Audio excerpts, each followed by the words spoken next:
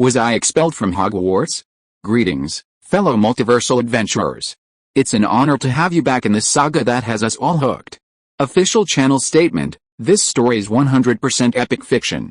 So please don't attempt real magic, the results aren't guaranteed and insurance won't cover it. The rights to this masterpiece belong entirely to its brilliant original author. We are just a barge sharing it with you. Do you want to keep being part of this amazing community? Join our ninja army of subscribers on YouTube and give this content a like. And for true fans, our Patreon has exclusive ninjutsu waiting for you. Chapter 351 Dementors. Saturday marks the start of the first Quidditch match of the school year, Gryffindor vs Slytherin. As the opening match between the two age-old rivals, the Lionheart and the Snake, Madam Hooch, who arranged the matchups, certainly knew how to create a spectacle. However, Slytherin, who had the overwhelming equipment advantage last year, are now the underdogs, a stark contrast indeed. Harry's possession of a firebolt further exacerbates this equipment gap. Not only are they outmatched in equipment, but their training is also far less rigorous. With torrential rains in November, the Slytherin Quidditch team is unwilling to leave the warmth of their castle for training. Gryffindor, on the other hand, is the complete opposite. Under Wood's relentless training, Hogwarts is seen arriving at 4 a.m. every day. The Gryffindor players are driven to exhaustion, drenched in sweat, and barely able to walk. This disparity in equipment and training has led to widespread optimism about Gryffindor, as evidenced by the betting odds, a staggering 7.1. The day before the match, the Slytherin Quidditch team suddenly requested to stop the game, citing a simple reason: Seeker Malfoy had injured his arm with a hippogriff and was not yet fully recovered. This reason was obviously absurd. Malfoy's injury happened in September, 2 months had passed, and his arm was still not healed. How could they underestimate Madame Pomfrey's medical skills?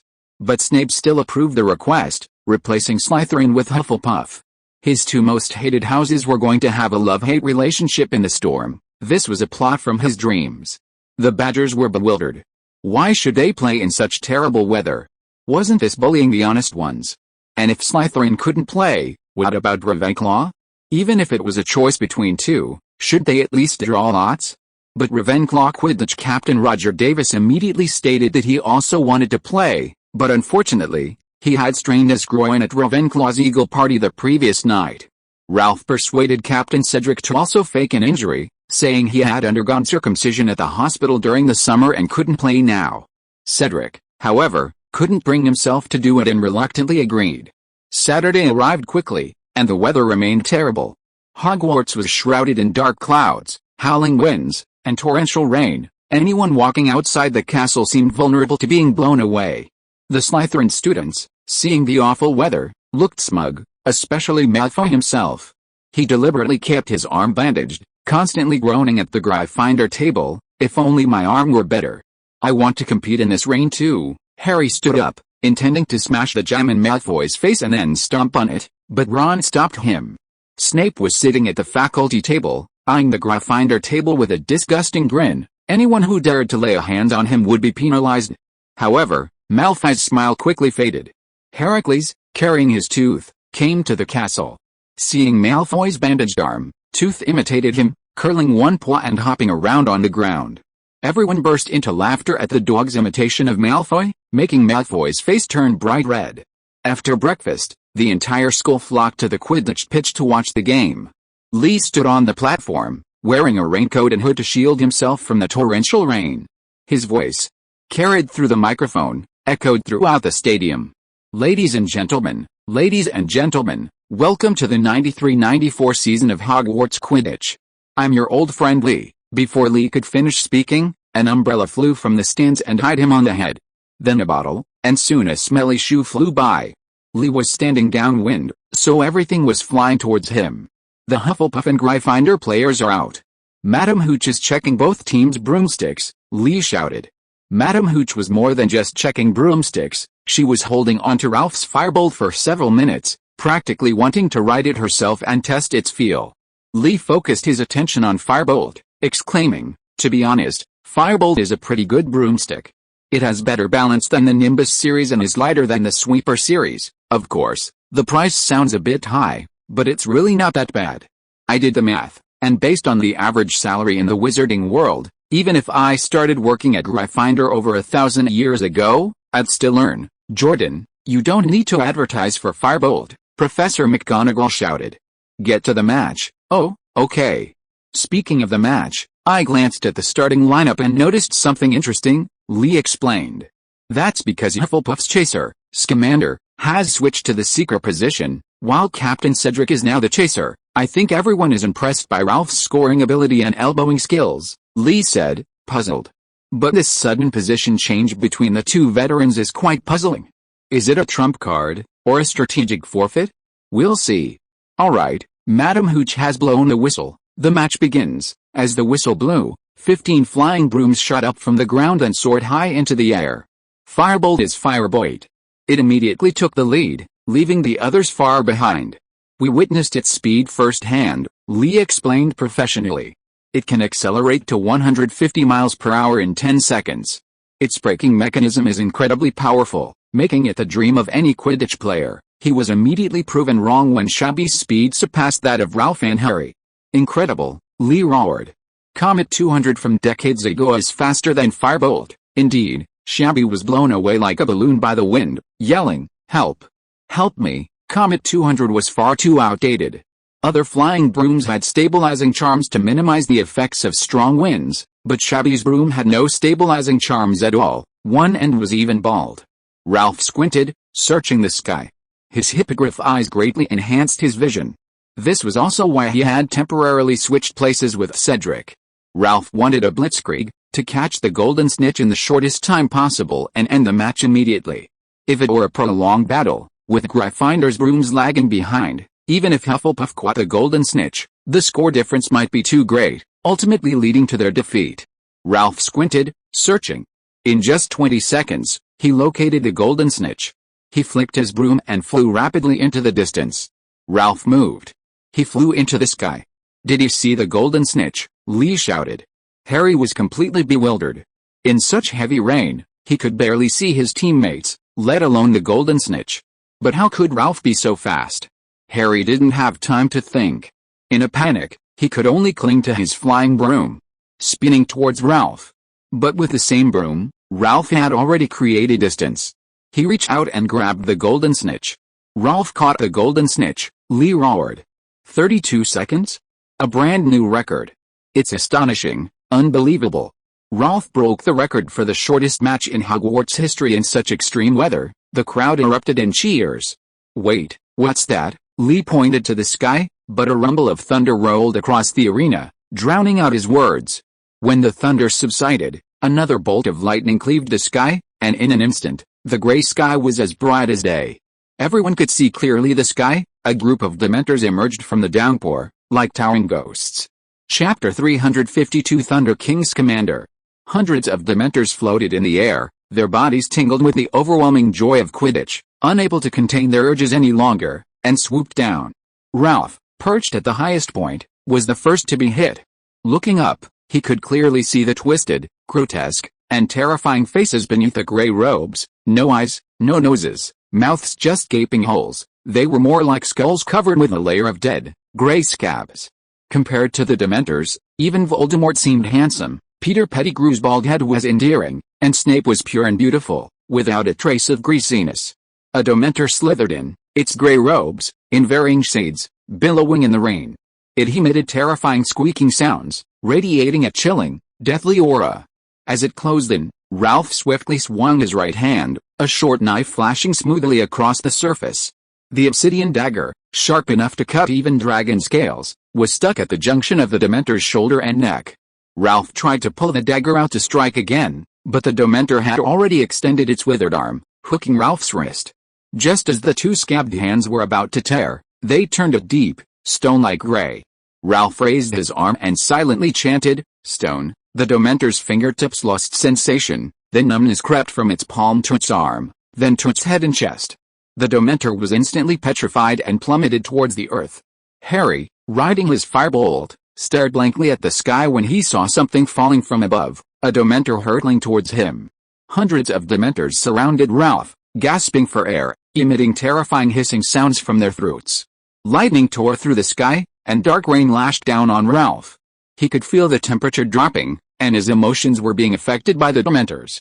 He said coldly, "Get out of my way." The Dementors didn't disperse. Their hollow faces and empty eye sockets stared intently at the boy. Their gaping lips moved slightly, exchanging whispered secrets, and then, they swarmed forward.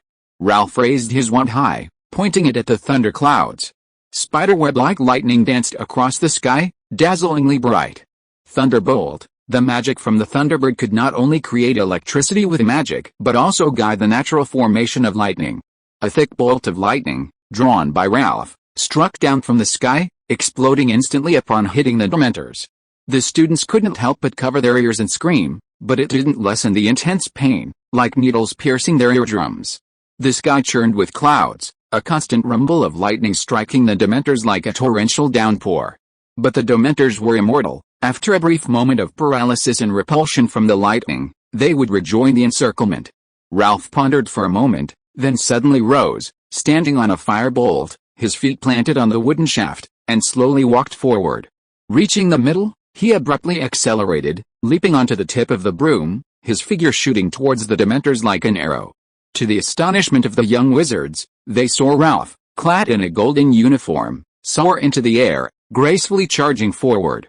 He spread his arms, pointing to the sky. Dark clouds filled the sky, with faint flashes of lightning and rumbles of thunder. An extremely thick beam of blue-white light descended, not directly towards the Dementors, but striking Ralph. The blue lightning seemed to come alive, leaping at the boy's fingertips, emitting a crackling, ear-piercing sound. From afar, Ralph appeared to be wielding a lightning sword, his path streaked with sparks and lightning, carrying an aura of absolute destruction as he charged forward. Hundreds of Dementors scattered instantly, like a dam breached by a flood. Light filled the entire Hogwarts, etching shadows onto all the wizards. Everyone looked up at the sky in terror, not at the Dementors, but at the boy who had tamed lightning. As if looking at Thor. A Dementor, seemingly the leader, began to cackle again, gathering its minions, seemingly preparing to attack Ralph once more. Ralph flew through the air, swiftly appearing before it.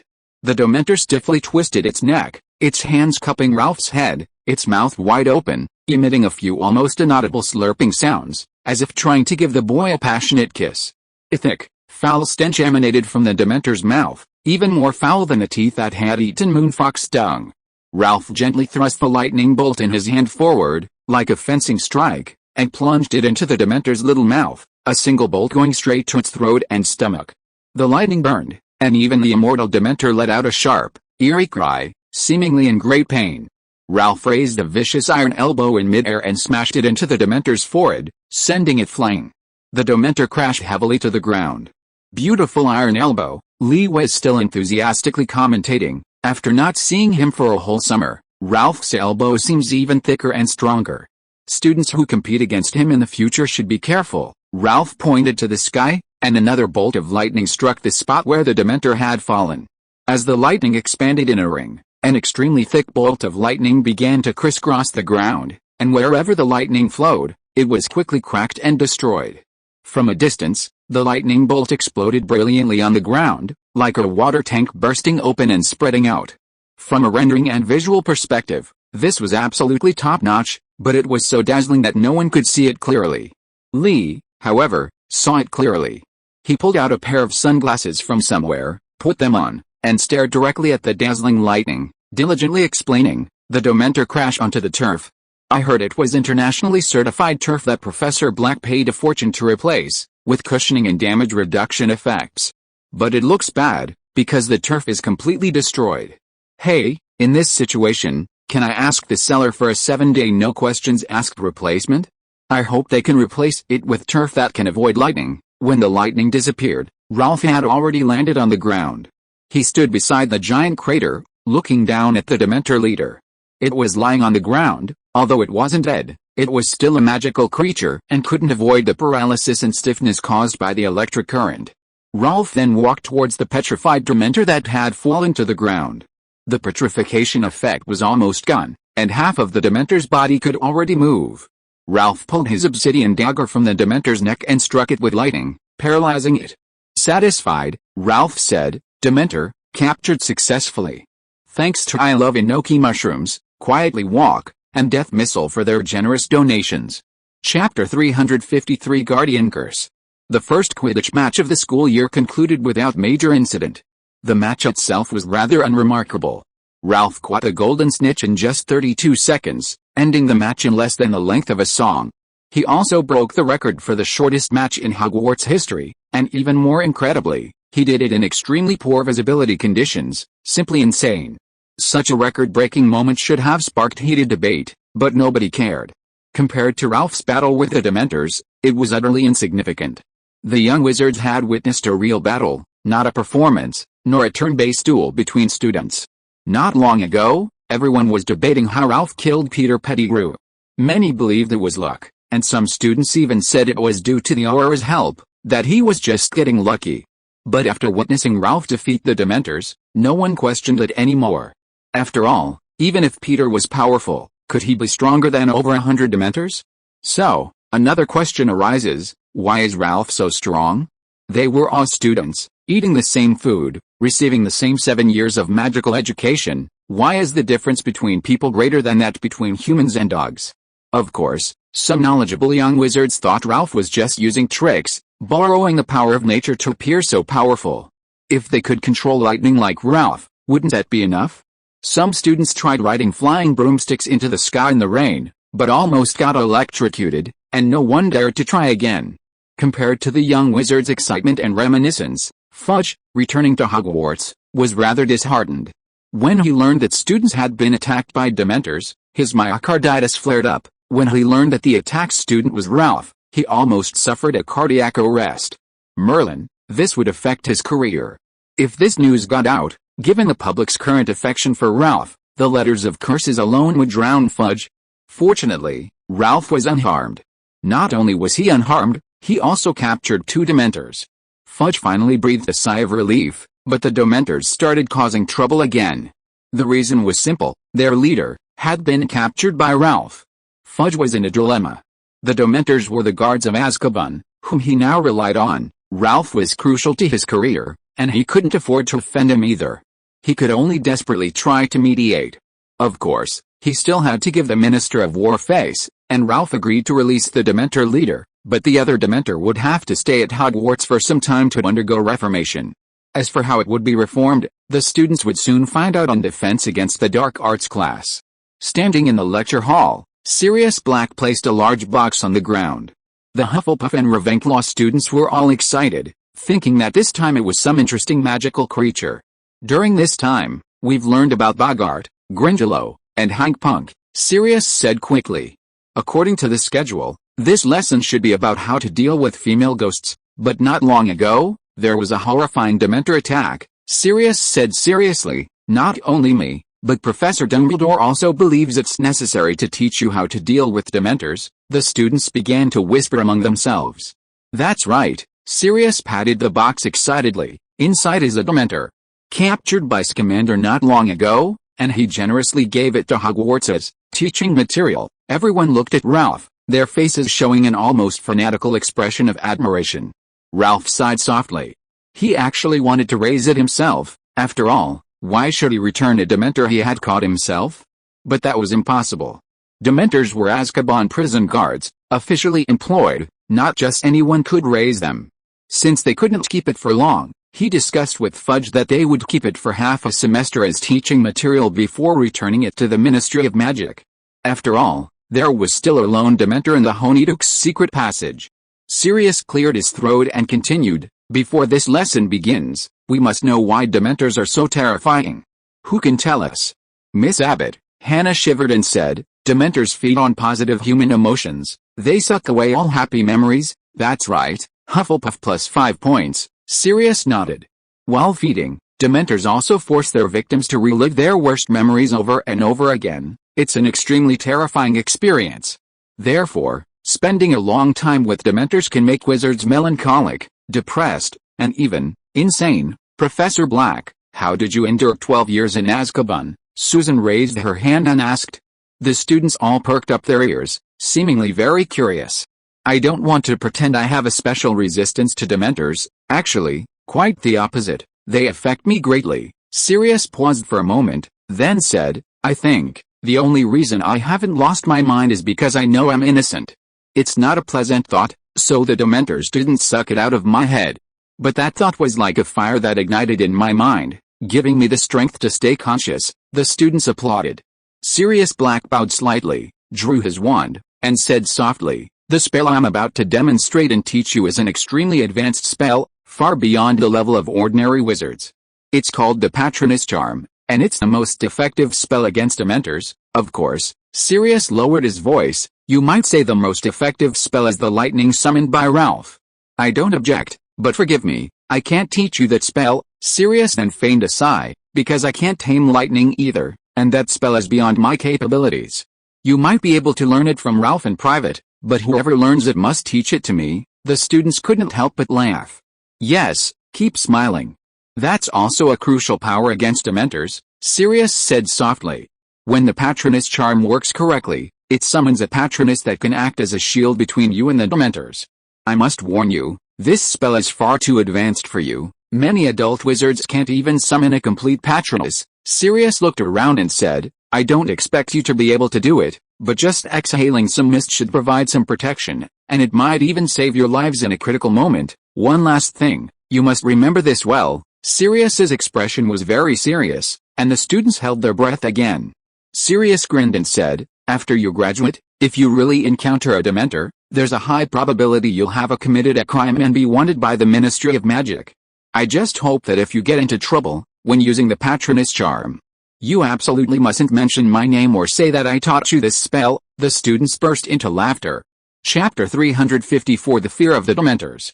The Patronus Charm is indeed the best magic for dealing with Dementors, because it can materialize positive emotions like hope and joy into a physical animal that can harm Dementors. Under Sirius's guidance, the whole class chanted the Patronus Charm. "Patron, remember, like the boggards, you need a genuine smile to fight Dementors." Sirius paced the classroom, shouting, "So, when casting the Patronus Charm, you should try your best to recall your happiest memories." Ralph squinted, slowly recalling. He had been in the magical world for many years, and many memories had faded, but one scene remained vividly in his mind. It was learning he could go to Hogwarts to study magic. "Patron," Ralph shouted along with the crowd, a puff of gas shooting from the tip of his wand, intangible yet gleaming with silver light. "Very good," Sirius Black praised the young wizards. "Many of your wands have already produced white smoke. Now, I will release a Dementor. Feel the difference?" Sirius opened the box, and a Dementor slowly floated out. Its hooded face faced the students, and its glowing, scabbed, and rotting hands gripped its cloak. Although the fireplace was roaring, the temperature in the room dropped rapidly. Everyone could feel a chill emanating from the Dementor, like the icy aura of the deep underground. The Dementor floated towards the window, seemingly trying to escape the room, but the doors and windows were completely sealed shut, and it couldn't get out. Sirius crossed his arms and asked with a smile, "Who wants to go first?" Macmillan excitedly walked towards the Dementor. His wand had just emitted smoke, which made him extremely confident. But as he approached the Dementor, the cold seeped into Macmillan's bones through the air. Before long, every muscle from his chin to his toes tensed up. Macmillan was panting heavily, struggling to breathe. He tried desperately to utter the spell, but his tongue wouldn't obey him. The Dementor had no reason to refuse such a delicious treat. It lunged at Macmillan, only to be violently shoved aside by a large silver dog. Sirius Black put away his wand, took a chocolate from his pocket and handed it to Macmillan, then looked at the students and said with a smile, "Practicing the Patronus Charm alone is one thing, practicing it around dark creatures like Dementors is quite another. I had a friend who was the fastest wizard among us to use the complete Patronus Charm, but he could never summon one when facing Dementors. Happy memories are certainly essential for summoning a Patronus, but it also depends on this." Sirius pointed to his heart and said, "The courage to face fear." He looked at the students and asked loudly again, "Who else dares to try?" "Professor Black." Sirius turned around in surprise and saw Neville, who was usually timid, step out from the crowd. He wiped his sweaty hands on his clothes and said softly, I want to try, of course, Neville." Sirius smiled. "You're very brave, come on, boy." Neville swallowed hard and jogged forward, but his left foot tripped over his right, and he almost fell to the ground. The students couldn't help but laugh. Neville, his face flushed red, walked a short distance from the Dementor, trembling nervously, his entire body wrapped tightly in his heavy robes. Sirius whispered, "Breathe, Neville, Exhale the fear, banish the shadows.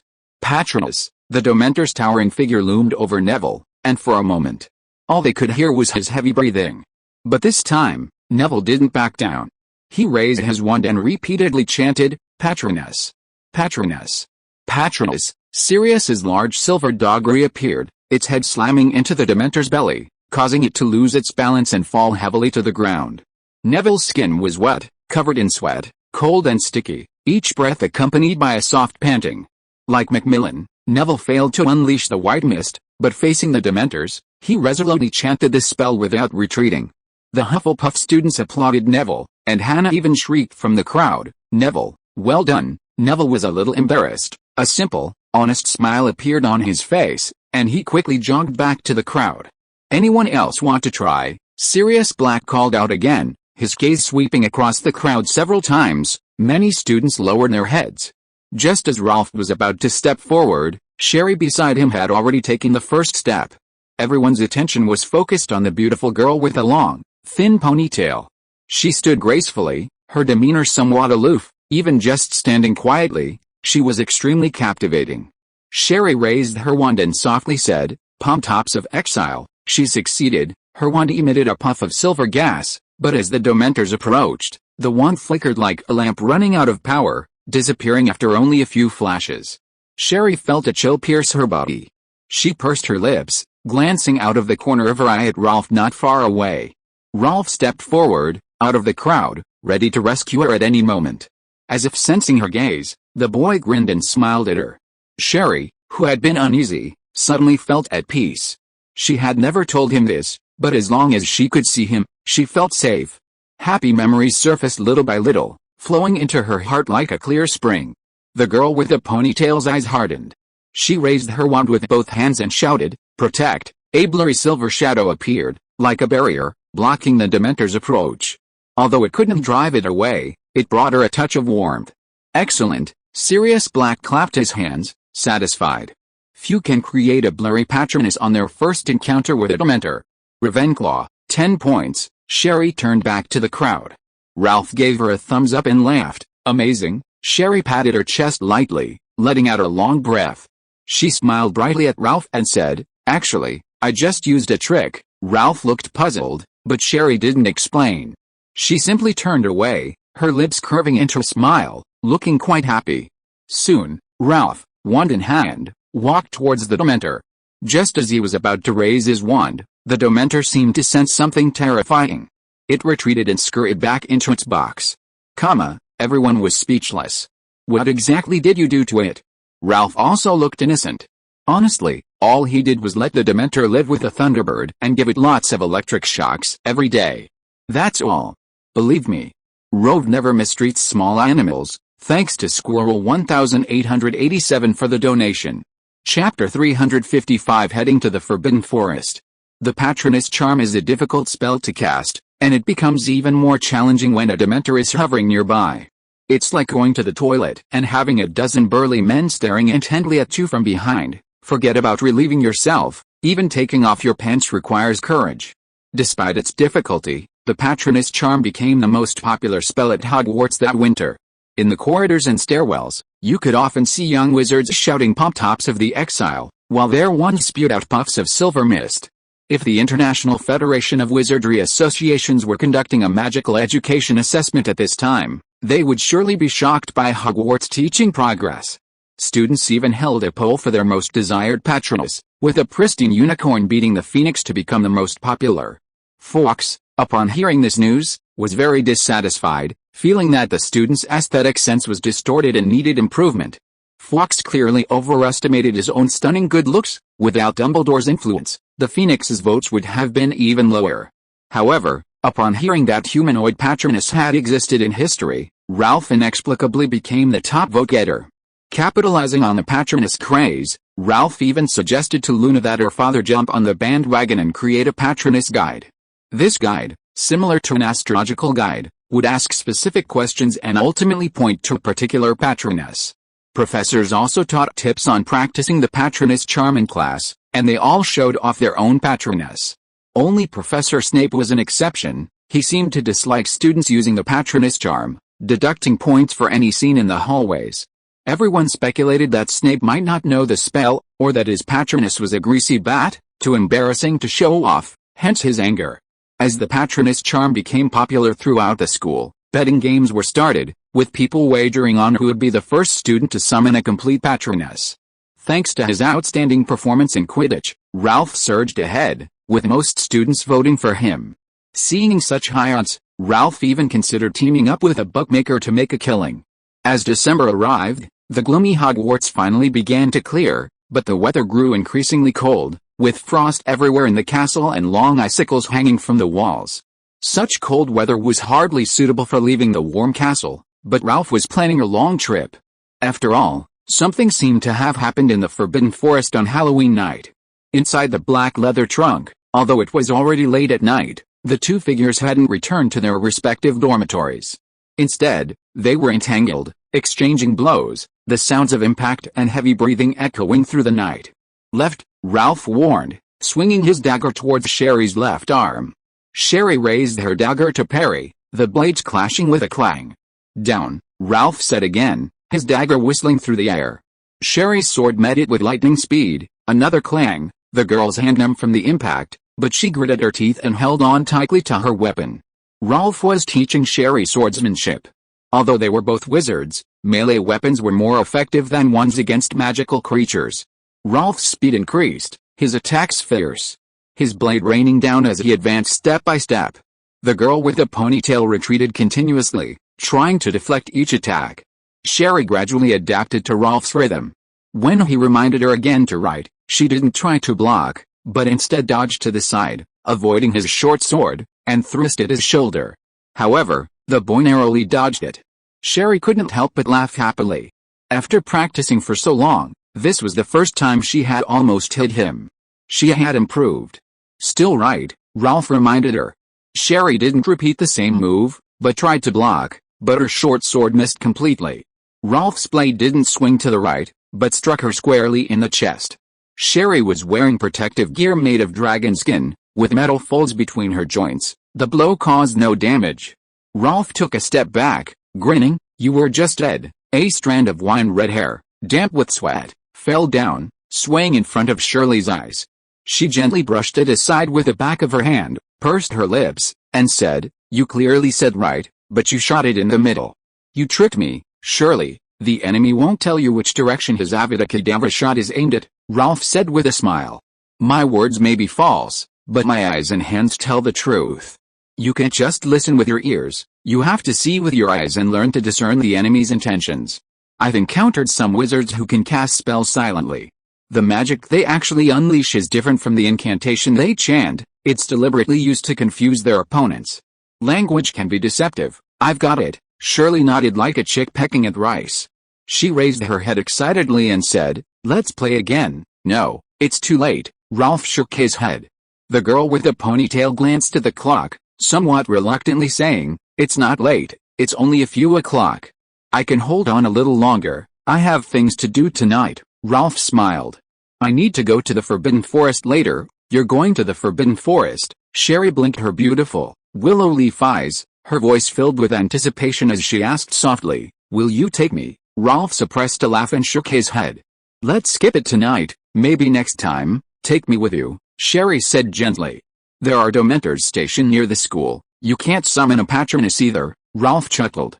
"But I can summon blurry shadows," Sherry persisted, still trying to persuade him. "The unicorns only listen to me. Taking me with you will definitely help you." Ralph shook his head again. The girl with the ponytail tugged at Rove's sleeve, gently swaying it as if pleading, and said pitifully, "Rove, take me with you.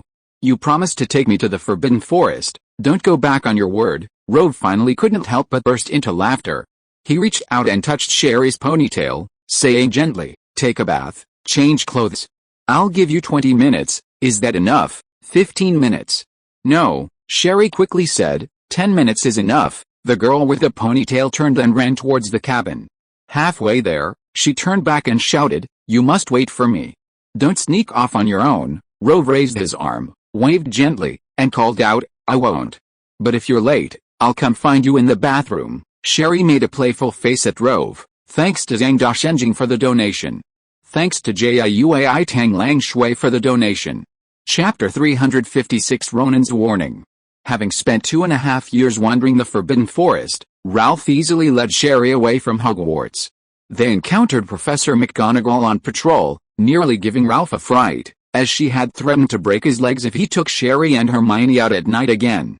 This time was even worse, not just a night stroll, but the Forbidden Forest itself.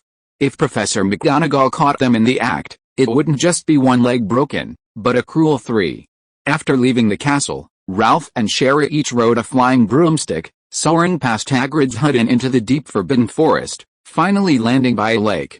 Sherry looked up and surveyed the scene before her, a gray, dark forest shrouded in warm mist and floating moonlight.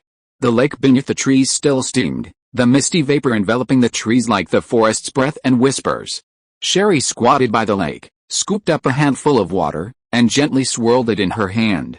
She whispered, "The water's hot." "Is this a hot spring?" "No, it's not a hot spring. There are magical creatures underwater that heated the water," Ralph explained. He bent down, picked up a flat pebble, and tossed it sideways. The pebble created a dozen ripples on the surface before hitting a rocky outcrop on the opposite bank. The skipping of the pebble seemed to awaken something. A creaking sound came from underwater, accompanied by flickering light, like thousands of fireflies enveloped in silver flames. Sherry looked down into the water and exclaimed in surprise, "A crimson flame crab, that's right." Ralph dipped his right hand into the water, bent his middle finger, and trembled it repeatedly. Soon, a crab took the bait, clamping down on his finger. It was a black crab with 2 bright white stripes on its back, blue sides, and pink eyes. Ralph had once received a system quest about crimson flame crabs. Once tamed, they could breathe fire, but only from their rear ends. Using the skill after eating Wallace would be unthinkable, so he refused without a second thought. Ralph and Sherry, net in hand, caught quite a few red flame crabs. These creatures are incredibly delicious steamed, a must-try. After catching the crabs, the two came to a winding path. The broken rocks paving the way were covered in moss, half buried in brown soil and fallen leaves. Thick brown tree roots pushed up from under the rocks, threatening to trip anyone who wasn't careful. Sherry held a yellowed, ancient map, depicting rolling mountains and marking some areas with magical creatures as territorial markers. This map had been passed down through the Scamander family for centuries. Every Scamander researching magical creatures would venture into the Forbidden Forest and map their findings. Ralph, having explored the Forbidden Forest in recent years, had also made numerous revisions to it. He pointed to the place names and mountain names, explaining and introducing them to Shirley one by one, finally reminding her, "We are currently in this location. To the south is the path to the Centaur tribe, to the east is the habitat of the 8-eyed giant spider, and to the north lives a group of giants." Shirley nodded slightly, then suddenly asked softly, "Ralph, if I make any new discoveries in the Forbidden Forest, can I mark them on this map?" "Of course you can." Ralph pointed to the map and said, "Look here, this is my grandmother's handwriting." "Isn't it ugly?" Shirley looked at the octopus-like handwriting, suppressing a smile, and said, "It's very beautiful." Ralph reached out and grasped her ponytail, gently tugging at it, and smiled. "All right, it's just the two of us here. I won't secretly tell on you." The girl with the ponytail smiled brightly, tilted her head slightly, and gazed at Ralph's profile, saying, "I really mean it." Ralph gave Shirley a thumbs up and praised her, "With such a sweet tongue, my grandmother would definitely like you when she sees you." Shirley smiled and said, "I'll keep it up." Suddenly, Ralph narrowed his eyes, pulled out a short knife, held the blade between his thumb and forefinger, raised it over his shoulder, and with a flick of his wrist, skillfully shot the knife towards a large tree. The short knife struck the tree trunk squarely, wobbling with a residual force. Soon, a centaur emerged from behind the tree. He had red hair and a beard, and a long red tail trailed behind him. "Good evening, Ronan," Rove greeted cheerfully. "Long time no see." Ronan glanced at the obsidian dagger, his expression sorrowful. "Rove, you almost stabbed me in the head just now. Is this your greeting gift?" "Don't worry, I know what I'm doing," Rove chuckled. "You're late, our tribe is under martial law. It's difficult to go out at night," Ronan complained. "The Forbidden Forest is dangerous lately.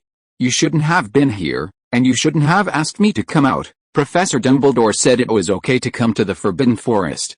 I trust his judgment more," Rove introduced. "Shirley, this is Ronan, The centaur I mentioned to you, the one who's Angbane's fiancé. Hey, don't talk nonsense. Ronan jumped up and down.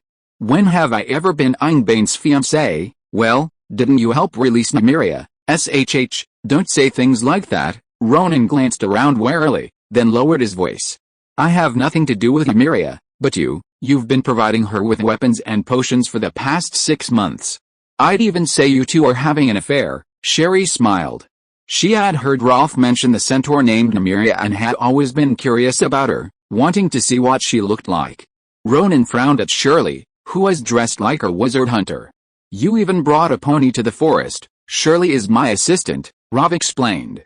I brought her to the Forbidden Forest to familiarize herself with the place. You even have an assistant now. Ronan walked over. After seeing Shirley's face clearly, he was amazed that this human witch was even more beautiful than Nymeria. He clicked his tongue meaningfully. Rob, are you sure you don't have ulterior motives? Get lost, Rob said rudely. How's the Forbidden Forest lately? Very dangerous, Ronan said softly. We centaurs usually don't come out at night. The giant spiders have no leader, and they're killing each other. Many have died. It's alright. I'll bring Aragog back this time to take control of the giant spiders again, Rob said softly. Ronan, do you know what happened in the Forbidden Forest a few months ago? On Halloween night, a dazzling white light appeared in the Forbidden Forest. Dumbledore had also left the headmaster's office to go to the Forbidden Forest. Ronan sighed, tilting his head back and gazing at the sky. Mars is very bright tonight, Ronan said. I know, let's get serious. Ronan hesitated, still not answering. Finally, he sighed softly. Many secrets are hidden in the forest, Shirley, see? These are centaurs. Ronan said softly. They are riddle people, knowing many things, yet unwilling to reveal them. Ronan, I really can't tell you what happened. Ronan shook his head. You don't want to see me like Nymeria, hunted down by my tribe, do you? Fine, I won't pressure you, Ronan said seriously. Ronan, you can just take us to the crime scene, right? If you don't take us, I'll go find Nymeria. Anyway, she and I are partners now. Ronan stared intently upwards, and after a moment, he sighed. All right. Chapter 357 The Wounded Wingbird. Ralph had been puzzled as to why Ronan refused to lead the way, but when they arrived at the scene, he instantly understood. What had once been a vast, lush forest had vanished, replaced by a massive crater the size of a lake. The crater was riddled with intricate, crisscrossing ravines, resembling hundreds of irregularly sized terraced fields. This couldn't have been formed naturally or caused by a meteorite impact. It could only be the remnant of a wizarding battle. Ralph narrowed his eyes. Such destructive power, could it really have been Dumbledore and Voldemort fighting here that night? Had Voldemort truly resurrected? Come to think of it, with Peter's help, Tom's resurrection would have been quite simple. After all, the flesh of a servant, the bones of his father, and the blood of an enemy were all easily gathered. Of course, this was contingent on Voldemort not being fixated on giving his virginity to Harry, insisting on obtaining his first blood. That would indeed be very troublesome. Ralph, something's flashing at the bottom of the crater, Shirley suddenly said. Let's go down and take a look. Rob flicked the firebolt from his crossbow and flew towards the bottom of the pit, with Shirley following closely behind. Ugh, why go down there? It's such a dangerous place. Ronan frowned as he looked at the giant pit. He really didn't want to stay here any longer, afraid that guy would come back. But seeing that Rob and Shirley had reached the bottom, he had no choice but to reluctantly follow. Rob stood on a rock, looking at the scene at the bottom of the pit, and couldn't help but be horrified. A rock had fallen to the ground and shattered into pieces. The broken pieces bounced back into the air, became intact again, and then fell down, shattering into pieces again. Don't touch it, it's dangerous, Ronan warned fearfully. Of course, Rob couldn't touch it with his hands. He took a bellflower seed from his pocket and threw it over. After the seed fell to the bottom of the pit, it began to sprout and grow from nothing, sprouting slender roots, then tender leaves, and in an instant, flower buds appeared, followed by full bloom, and finally withered away, and turned back into a seed. A seed takes a year to grow from root to flowering and then wither, but this was completed in just a few seconds. This bizarre phenomenon was like a toddler quickly becoming a child, taking one step to grow into a teenager, taking a few more steps to reach middle age and old age, until death, and then returning to infancy, a never-ending cycle. Shirley asked softly, Rolf, Have you noticed anything? Ralph leaned down to examine this strange scene and slowly said, time. It seems to be the power of time. The boy couldn't help but frown. Even if Dumbledore and Voldemort fought fiercely, surely they couldn't possibly obliterate the Great Deo and shatter space-time? Just then, the sound of hooves approached from afar. Ralph looked up and saw a golden centaur appear at the edge of the pit. She was tall and imposing, carrying a large hardwood bow on her back, with a great sword and 2 short swords at her side. She was extremely beautiful, exuding a heroic spirit, and her brows held a hint of ruthlessness. Nymeria, whom we hadn't seen in a while, was still dressed in a natural style, only a garment woven from vines covering her chest. However, it had become somewhat heavy, swaying but not falling down, only making it more impossible to conceal her magnificent figure. Ralph was really going to suggest that Nymeria change her clothes, otherwise, it was seriously interfering with her daily battles. Upon seeing Nymeria, Ronan reacted like a mouse before a cat. He stamped his horse's hoof, making no attempt to hide his unease, and said, Ronan, it's too late, I'll head back now. Seriously? Are you really that scared? Ronan said speechlessly. She's not going to eat you. Nymeria wants me to help treat that winged bird's wounds, Ronan sighed. Such a serious injury, I'd have to steal the best ointment from the tribe, and I'd definitely be discovered. Since I can't help, I might as well stay away from her. Besides, Nymeria is already a mortal enemy of the tribe, it's not appropriate for me to get too involved with her. Ronan glanced at Sherry, who was observing Nymeria, and deliberately grinned mischievously. Ronan, you're different. You should help Nymeria. Although she used to be Bane's fiancée, they've broken up now, you don't need to feel guilty. Ronan was speechless. What did he mean by Bane's fiancée, and that he shouldn't feel guilty? Why did it sound so strange? Shirley smiled too, her eyebrows curving like willow leaves, gentle and graceful, extremely beautiful. She said softly, I've heard about Nymeria from Ralph. She's very capable and doesn't need buddy-based help, but rather equal cooperation. As long as it doesn't affect Ralph's safety, we're certainly willing to cooperate with her. Ralph looked at the girl with the ponytail and smiled knowingly. That's right, alright, Ralph, your little assistant has been trained very well. Ronan sighed. Anyway, I'm leaving now. Nymeria's here. Seeing Ronan run off, Nymeria didn't chase after him. She wasn't here tonight to see him, but to see Scamander.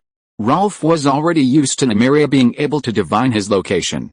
He asked, did you need something from me? A winged bird is injured, seriously injured, its wing is torn off. Nymeria said solemnly, I want you to take it back to Hogwarts for treatment. Okay, Ralph nodded slightly. Even without Nymeria's words, he knew the winged bird was injured and would have gone to help. However, as Sherry said, help was help, and cooperation was cooperation. Since it was cooperation, and Nymeria had spoken, of course, there needed to be a reward. Ralph pointed to the pit and asked, Nymeria, I want to know what exactly happened here. Ronan doesn't want to say, you should know, right? That night, I observed the flames, trying to glean what was happening here. Nymeria shook her head and said, but it involved Dumbledore and the Dark Lord, and the flames almost burned my eyes. However, I can tell you something. Nymeria's lips curled into a faint smile. I saw you in the flames, Scamander. You appeared here. Ralph narrowed his eyes. That night, he had clearly taken Sherry and Hermione to the Shrieking Shack to capture Peter. You didn't see wrong. There are no lies in the flames. Nymeria shook her head. Of course, I'm only mortal, not a god. I might misinterpret things or distort cause and effect. Ralph was silent for a moment, then said in a low voice, since you don't know, forget it. Divine it's something else for me. What is it? Ralph asked in a deep voice. I want to know, who is the wizard who rescued Peter Pettigrew from the Ministry of Magic? Where is he now? If you are listening to this novel on a channel other than Fanfic World, it means it was downloaded and re-uploaded without effort. We warmly invite you to visit our channel, Fanfic World. There you will find the original version of this story and many other novels of various genres.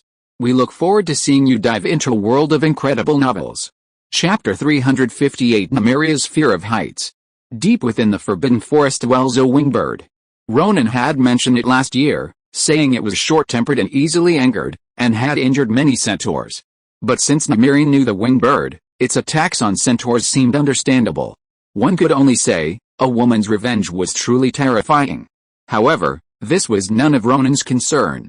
He was now single-mindedly focused on seeing his winged bird as soon as possible, but the only problem was, Nymeria was too slow. The mountain path was rugged and difficult to traverse. In some places, it was so narrow that he had to press his back against the cold stones, dragging himself inch by inch like a crab. Some paths, though wide, could suddenly reveal deep, swallowing caves, countless tripping rocks, and frozen craters. At any other time, Ronan would be in the mood to sit on his firebolt and admire the trembling, enchanting snowscape of Nymeria's chest as she ran, but now, he was more eager to see the injured winged bird. Rove flicked his flying broomstick, hovering above Nymeria's head, and couldn't help but sigh. Nymeria, at this speed, will we be at the summit by noon tomorrow? No, at most 4 hours to the Airwings cave, Nymeria said calmly. I've been there many times, I'm experienced. 4 hours. Rove glanced at the sky and smiled wryly. But Sherry and I have class tomorrow morning, we can't fly for 4 hours with you. Why don't you tell us the cave's location, and we'll fly there first? That's possible, but that airwing doesn't recognize you, Nymeria said helplessly. Without me by your side, it might get angry and attack you, or it might fly away in a panic, causing your wounds to reopen. Rove lifted the black leather suitcase in his hand and suggested, how about you get into my suitcase? I'll fly you there directly. Nymeria had met Newt when she was young and knew that the Scamander's heirloom black leather suitcase had a lot of space, but she didn't speak. Rolf frowned, wondering what Nymeria was hesitating about. The girl with the ponytail glanced at Nymeria's expression, her perceptive eyes smiling as she said, Nymeria, don't worry, we won't take the opportunity to kidnap you after we get inside the box. Rolf suddenly understood, so that's what Nymeria was worried about. But it was understandable, she'd been fighting the Centaur tribe for the past 2 years, so it was normal for her to be wary. But Rolf wasn't like Newt, the shameless magizoologist who had kidnapped someone to buy her freedom. Rolf was an honest man. Forget it, let's not go in. There are so many cute little animals in the box, I'm worried about them. Rolf pondered how to help Nymeria get there faster. Riding a flying broomstick was definitely out of the question. She had 4 legs and a body a full 2 meters long. She was a real giant horse. He wondered what it would feel like to ride her. He really wanted to try. As Rolf drifted off into his own world, Sherry suggested, we can wrap a large net around 2 brooms, and Nymeria, you can sit in it and we'll fly upwards together.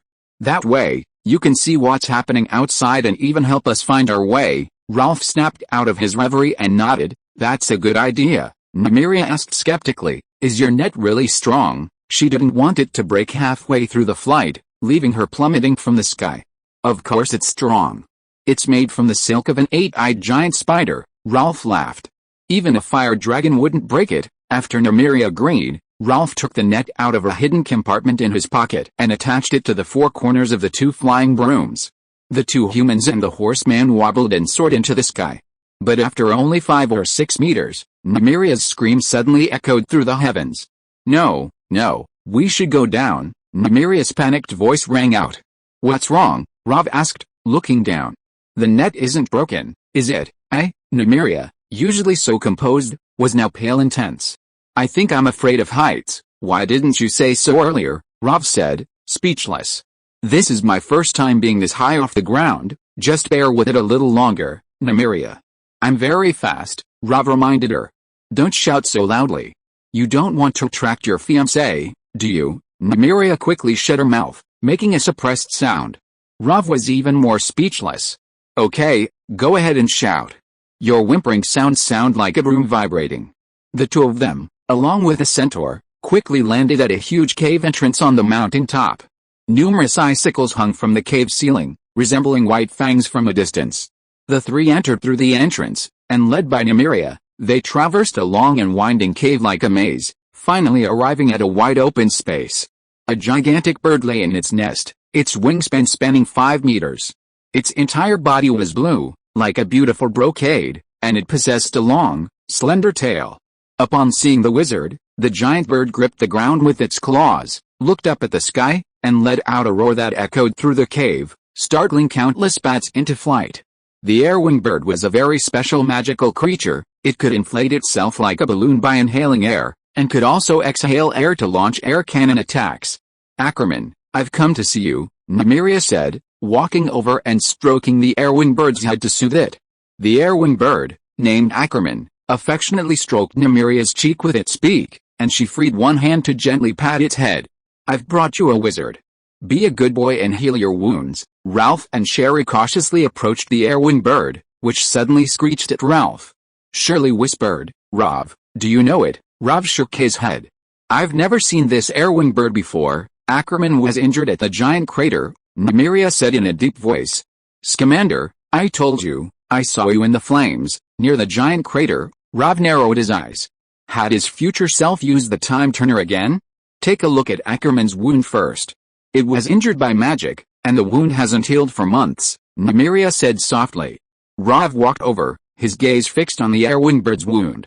Suddenly, a ding sounded in his mind. One wild air-winged bird detected. Side quest triggered. Help the injured air-winged bird heal its wounds. Reward, magic, whirlwind surge. Your stomach will become extensible, allowing you to inhale large amounts of air and exhale, creating whirlwinds. Chapter 359 The Promise Between Ralph and Shirley. The wounds on the airbird were far more severe than Ralph had imagined. Its entire body was covered in dried blood, and the wound, running from its head to its abdomen, was almost cleaved in two by a single, downward blow. Muscle necrosis, a carbuncle. Even maggots won't approach the affected area, Nymeria sighed softly. "I tried to suck it out with leeches, but they all died." Ralph peeled off the herbs Nymeria had applied, frowning at the blackened wound. "There's dark magic preventing the wound from healing. We need to cut away the rotten flesh first." Ralph reached out, and without his prompting, the girl with the ponytail had already taken a bottle of purple potion from a box and handed it to him. It was an anesthetic potion made from magic mushrooms and vines, extremely potent. If given to a wizard, it would likely cause amnesia, but it was just right for a magical creature like the airbird. Shirley moistened a soft cloth soaked in herbs with alcohol and wiped the airfoil's wound. Then, she took a thick syringe and jabbed it near the wound. The airfoil struggled fiercely, baring its teeth, but Nymeria held it tightly, whispering comforting words until it finally calmed down. Less than 30 seconds later, the airfoil was paralyzed, collapsing to the ground, only its eyes still open, sapphire-like beads staring straight at the sky, its tongue lolling out, giving it a look of utter despair. Ralph took out a sterilized scalpel, ran the blade across the airfoil's wound, and cut hard. The abscess ruptured, oozing yellowish-brown pus, like rancid milk. He continued digging, and soon blood gushed out along with the pus, flowing onto the ground, the hot blood steaming in the cold air like flames. Ralph cut open the rotting flesh, his dragon skin gloves soaking red.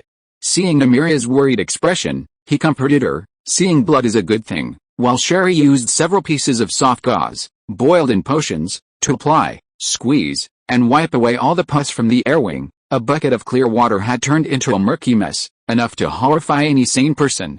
Ralph applied a pale green ointment to the airwing's wound, then bandaged it. He said softly, "That's enough for tonight. The aftermath will be complicated. I'll take the airwing back to Hogwarts to heal slowly. Nymeria, in exchange, you need to divine for me where the wizard who rescued Peter is." Nymeria nodded. She quickly lit a campfire, then threw in sage and mallow, instantly filling the flames with a rich herbal aroma. Ralph and Sherry stood by, watching Nymeria perform her divination. Ralph stared at the flames, unblinking for a long time until his eyes were dry and tired, but he still couldn't see anything in them. It seemed he truly lacked the talent for divination. Of course, once he completely tamed Nymeria, he would gain her prophetic abilities. However, such a wild horse was difficult to tame, let alone ride at full gallop. "Are we going back to Hogwarts tonight?" Sherry asked softly. Judging from Nymeria's attitude, it's unlikely to end anytime soon. "We won't be going back to school tonight," Ralph sighed, then asked with concern, "Are you sleepy? If you are, go to sleep early. There's a bed in the black box, you can sleep there for the night." Not sleepy at all, Sherry twirled her long, thin ponytail with her fingers, blinked, and said softly, "Ralph, I want to see the Forbidden Forest at night. Will you come with me?" "Sure," Ralph nodded. The two retraced their steps, one after the other. After walking for more than 10 minutes, they emerged from the cave and stood on a wide-open platform, gazing into the distance. Above them was a dazzling starry sky, so pristine and beautiful that it would stir the heart of anyone too busy to even look up. The starlight spilled across the mountains, dotting the gray-green forests, and further on, snow-capped peaks rose, accompanied by the occasional cry of a snowy owl. Shirley was mesmerized. Gazing at the starry sky, she softly murmured, "So beautiful." Ralph glanced at the ponytail girl's smiling face out of the corner of his eye and nodded, "It really is beautiful." Shirley turned to Ralph, her smile radiant. "Ralph, have you ever seen a more beautiful view than this?" "Of course." Ralph thought seriously for a moment, then smiled, climbing to the top of the Great Pyramid of Giza, gazing at the ancient Egyptian architecture and the Nile River under a dazzling starry sky, standing atop the Christ the Redeemer statue on the summit of Mount Cordoba, looking down upon the world, lying on the ancient dome of the Hagia Sophia, gazing at Constantinople. "You've been to all these places?" Shirley asked, her face full of surprise. "Not all of them," Ralph shook his head, "but my grandmother described them to me. She once accompanied my grandfather to see those sights. I'm sure I'll see them all someday." The ponytail girl opened her dreamy, watery eyes and said enviously, "That's wonderful." The two stood on the mountaintop, admiring the scenery for half an hour, the temperature growing increasingly cold. "Shirley, we should go back," Rove said softly. "Just a little longer," Shirley pleaded, her voice low and slightly coquettish. "I want to see the sunrise," Rove chuckled, reaching out to gently stroke the girl's nose with his finger.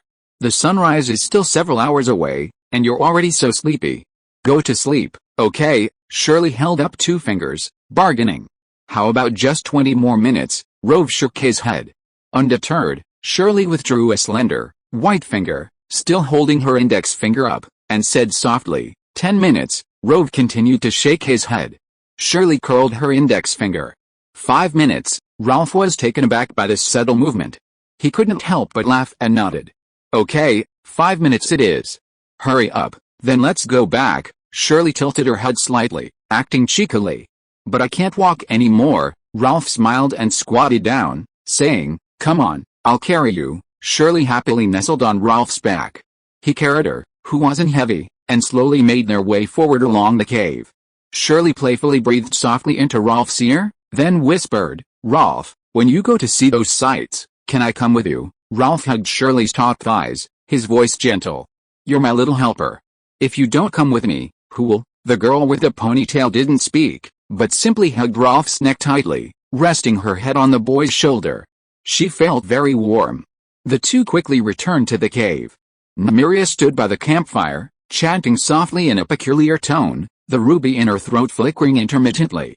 Seeing Ralph carrying Sherry, Nymeria whispered, "Scamander, the wizard who saved Peter Pettigrew, is dead. Happy Lunar New Year's Eve and New Year to all readers." Chapter 360 Lu Ping, whom I haven't seen in a long time. Throughout December, Ralph and Sherry traversed mountains and rivers, making their way through their backyard, the Forbidden Forest. Along the way, they witnessed many magnificent sights, but before they could fully explore the Forbidden Forest, they had to temporarily end their wonderful trip. Because, the Christmas holidays were approaching.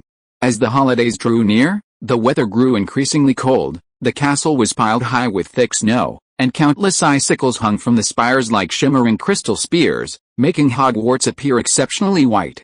The atmosphere within the school was also extremely festive, filled with the joyous spirit of Christmas. Hagrid dragged 12 enormous gray-green spruce trees into the castle and placed them in the center of the Great Hall, adorned with fluttering fairies that shimmered with light. Professor McGonagall dug huge blocks of ice from the Black Lake and used transfiguration to create ice sculptures of various shapes. When the spell Ice Sculptures, Move, was used, they would jump up and make a creaking sound. Professor Flitwick taught everyone in class how to use the fireworks charm. Simply waving a wand would cause the tip to shoot out a tiny firework. Sirius Black went even further, buying a mile-long string of firecrackers, which he set off from morning till night, creating a constant cacophony of firecrackers. Now, no one complained that Christmas wasn't festive enough. Even Snape, to celebrate Christmas, hid a nut in a potion during class. Whoever drank it would receive a year's worth of good fortune. However, considering that Snape had dug that nut out of dry dragon dung, it was already patty-kneed. Obviously, no one wanted that good fortune. What excited the young wizards most was that before the Christmas holidays began, they could take advantage of the last weekend to visit Hogsmeade. Early in the morning, sitting in the Thestral's carriage, Ralph, Sherry, and Hermione all fell asleep without warning. Hermione, seeing Ralph and Sherry lying there asleep, was startled. She sat up and said, "Why are you two so sleepy? What were you doing last night?" Ralph, still half asleep, yawned. He'd been taking Sherry to the Forbidden Forest every night lately. How could he not be tired during the day? He tilted his head and whispered, "I've been studying magical creatures in depth lately, so I stayed up a few nights." Hermione said oh, and said with concern, "Then you two should take care of yourselves." Sherry curled up, lying on her side in the carriage. Her arm was a pillow, one eye open and one closed, and said softly, "Hermione, you have 10 classes a day and you're constantly using the time turner? You should be the one taking care of yourself, but it's worth it to study so many classes," Hermione said, lying back down in the carriage. Ralph, sleeping between the two girls, gazed at the carriage ceiling and advised, "Tell Professor McGonagall to take fewer courses." Even Professor Dumbledore, as brilliant as he is, didn't take every course. "Don't bite off more than you can chew. You have to let go of what you should." Hermione frowned. She really wanted to give up Professor Trelawney's divination class. Muggle studies weren't interesting either. Professor Carity Bubbage seemed to know less about Muggles than she did. Most importantly, using the time turner would increase her age, and Hermione didn't want Ralph and Sherry to be still youthful 18 after graduation, while she was already a middle-aged woman in her mid-20s. The carriage swayed, and the three quickly huddled together and fell asleep. Crookshanks, crouching in the corner, looked at Ralph, Sherry, and Hermione lying side by side and couldn't help but wrinkle his flat, ginger-yellow persimmon face. Crookshanks also wanted to lie down and sleep, but the three had already taken up all the space, leaving it nowhere to put its feet. Such a large carriage, yet it didn't deserve to lie down. Ralph was actually only a light sleeper. He opened his eyes when the carriage stopped, then woke Sherry and Hermione, and together they headed to the Three Broomsticks. They weren't there for fun, they were there to meet a friend they hadn't seen in a long time. Upon arriving at the Three Broomsticks, Ralph pushed open the door and saw the place was bustling with customers. A witch was at the bar dealing with a group of noisy patrons. The proprietress, Madame Rosmerta, although over 40, was still charming and extremely beautiful. This kind of mature witch was very womanly, and many Hogwarts students secretly admired her. In a corner of the bar, Sirius stood up and waved vigorously, calling out, "Here, Ralph." The three walked to the corner and sat down. Two other wizards sat beside Sirius, both wearing hats. One of them pushed up his hat brim and smiled. "Ralph, Sherry, long time no see. How have you two been?" "Not bad," Ralph chuckled. "Lupin, you seem to be doing well too. You've gained quite a bit of weight." Sherry smiled and greeted him in return. She had gone to the Romanian Dragon Sanctuary last summer and learned a lot of magic from Lupin along with Ralph, so they were quite familiar with each other. Lupin, whom he hadn't seen in a while, did indeed look much fuller, and his complexion was much better than before. He was no longer wearing tattered clothes, but a very proper robe. Clearly, he had saved a lot of money during his 2 years working at the Romanian Dragon Sanctuary and was no longer as destitute as he had been when they first met on the Orient Express. "Ralph, I still have to apologize to you," Lupin said apologetically. "You helped me find a job, but I quit halfway through. It's difficult for a werewolf to find a job, after all, disappearing for a few days every month. After a while, even the most oblivious person would notice something was wrong." For a long time, Lupin had relied on day jobs and odd jobs to earn money, but these low-paying jobs only ensured he wouldn't starve. Ralph introduced Lupin to a high-paying job, one that wouldn't mind him taking time off each month, but Lupin quit immediately. "Lupin, you're only here to find Peter Pettigrew," Ralph said nonchalantly. "Besides, you got the job because of your abilities, not because of me. Don't worry about it, forget about it." "That's right, we already owe Ralph a lot of favors, we'll pay them back slowly later," Sirius laughed. "What would you three like to drink?" "This is Hogsmeade, you can have some strong liquor. How about some mead first?" "No," Ralph shook his head. "They can't hold their liquor, but our beer will do." It wouldn't be so bad if Sherry and Hermione just couldn't hold their liquor, but their behavior while drunk was also terrible. Last Christmas, at the Hog's Head in Aberforth, the two of them got completely drunk and dragged Ralph around, acting crazy. The boy still remembered it vividly. They were both completely drunk and acted recklessly. And they didn't remember anything when they woke up. If only one girl was drunk, Rove could handle it alone, but if both of them were drunk, he wouldn't be sleeping tonight. Thanks to Trooper 1770 for the 10,000 coin reward. Thanks to Bookfriend 20210908214601410 inches for the reward. Chapter 361 The Niffler Guardians. Mrs. Rosmerta quickly brought over 3 large mugs of hot, frothy butterbeer. Sirius raised his mug and said, "Merry Christmas, Merry Christmas." Ralph, Sherry, and Hermione all raised their mugs, took a sip of the rich butterbeer, and gradually warmed up. "Sirius, I heard you had another argument with Professor Snape this morning," Ralph asked curiously. "Snape's just picking a fight. He wants to put Harry in solitary confinement so he can't come to Hogsmeade," Sirius scoffed. "Remus, do you know Snape teaches at Hogwarts?" "Yes, I heard about it many years ago," Lupin nodded calmly. "I'm also surprised that Dumbledore would let him teach here. It seems you two don't get along very well. We argue several times a day." "Of course, it's just bickering now, but we'll fight sooner or later," Sirius sneered. "He's always talking badly about me to Dumbledore, opposing my teaching of defense against the dark arts, and trying to kick me out of Hogwarts. It's normal that Snape doesn't like you. You once joked with him and almost killed him," Lupin shrugged. "Of course, I was also involved in that joke." "What kind of joke was so serious?" Hermione asked curiously. "Hermione, Ralph must have told you I'm a werewolf," Lupin said in a low voice. "Back in school, every month I'd go through the Whomping Willow to the Shrieking Shack to transform. One time, Snape saw me and secretly followed. Sirius told Snape that if he touched a knot on the trunk with a stick, he could follow me into the hollow. Sirius thought it, oh, fun.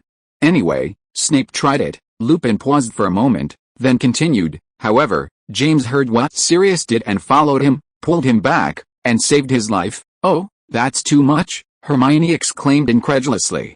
"Professor Black, how could you let a student watch a werewolf transform?" "Hermione, I was young then, arrogant and reckless," Sirius quickly explained, seemingly afraid that Ralph and the others would have a bad impression of him.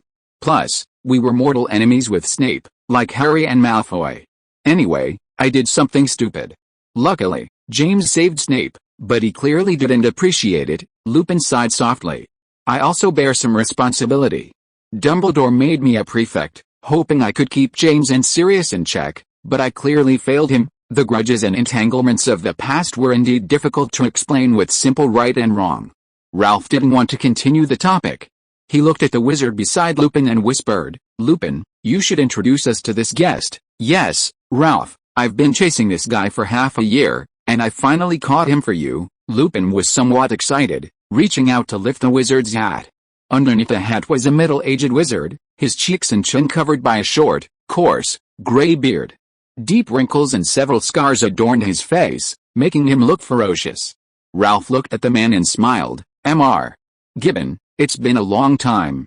I never thought we'd meet again. It's wonderful. Merry Christmas." Indeed, today's guest was Gibbon. During the summer holidays, he, along with the werewolf Fenrir Greyback and Fanny, attacked Hermione's house. Ralph killed Fenrir Greyback and Fanny, but Gibbon escaped. Since resigning and returning to England, Lupin had been helping Ralph hunt down Gibbon. At this moment, Gibbon was completely bound by a spell, only his mouth could move. He looked at Ralph with terror and said, "Scamander, please don't kill me. I can tell you a lot." After seeing the corpses of Fenrir Greyback and Fanny in the newspaper, Gibbon developed a deep fear of this young man. "Of course, everything is negotiable, nothing is off limits." Ralph raised his glass, took a sip of his butterbeer, and smiled. "Tell me first, who put a bounty on me?" "I don't know who it is either," Gibbon sighed. "He always hides under a hood, I can't see his face." "Your location was also told to us directly by him." Ralph narrowed his eyes. He had taken Sherry and Hermione to the Department of Mysteries at the Ministry of Magic and encountered quite a few reporters. "Was that when the trail was leaked?" "When was the last time he contacted you?" "Just a week ago," Gibbon said urgently.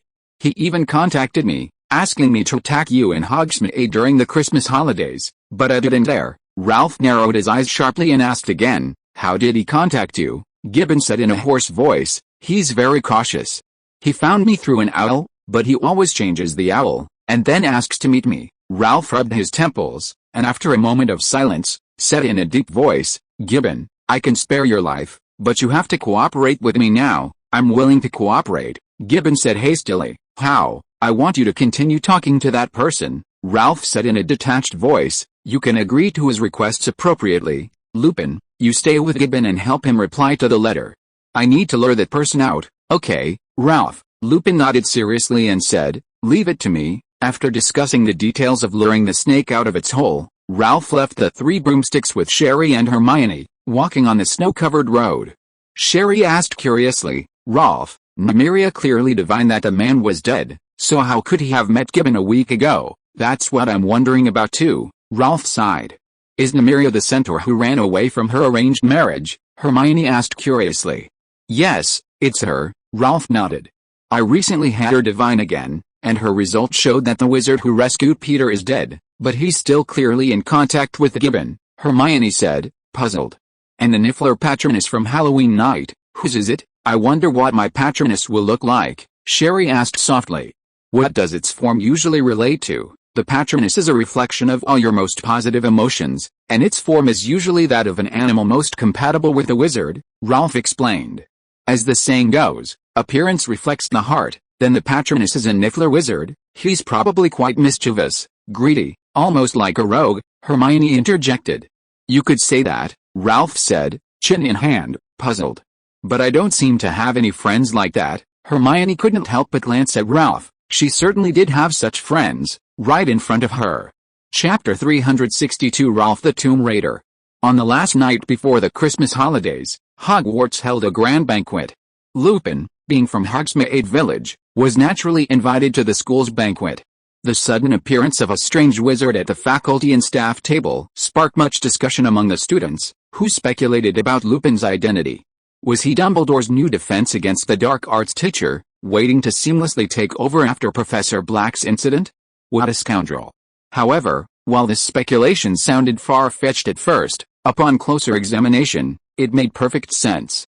After all, according to custom, Sirius Black could only serve for a maximum of 6 more months before his funeral and memorial service were likely to be held.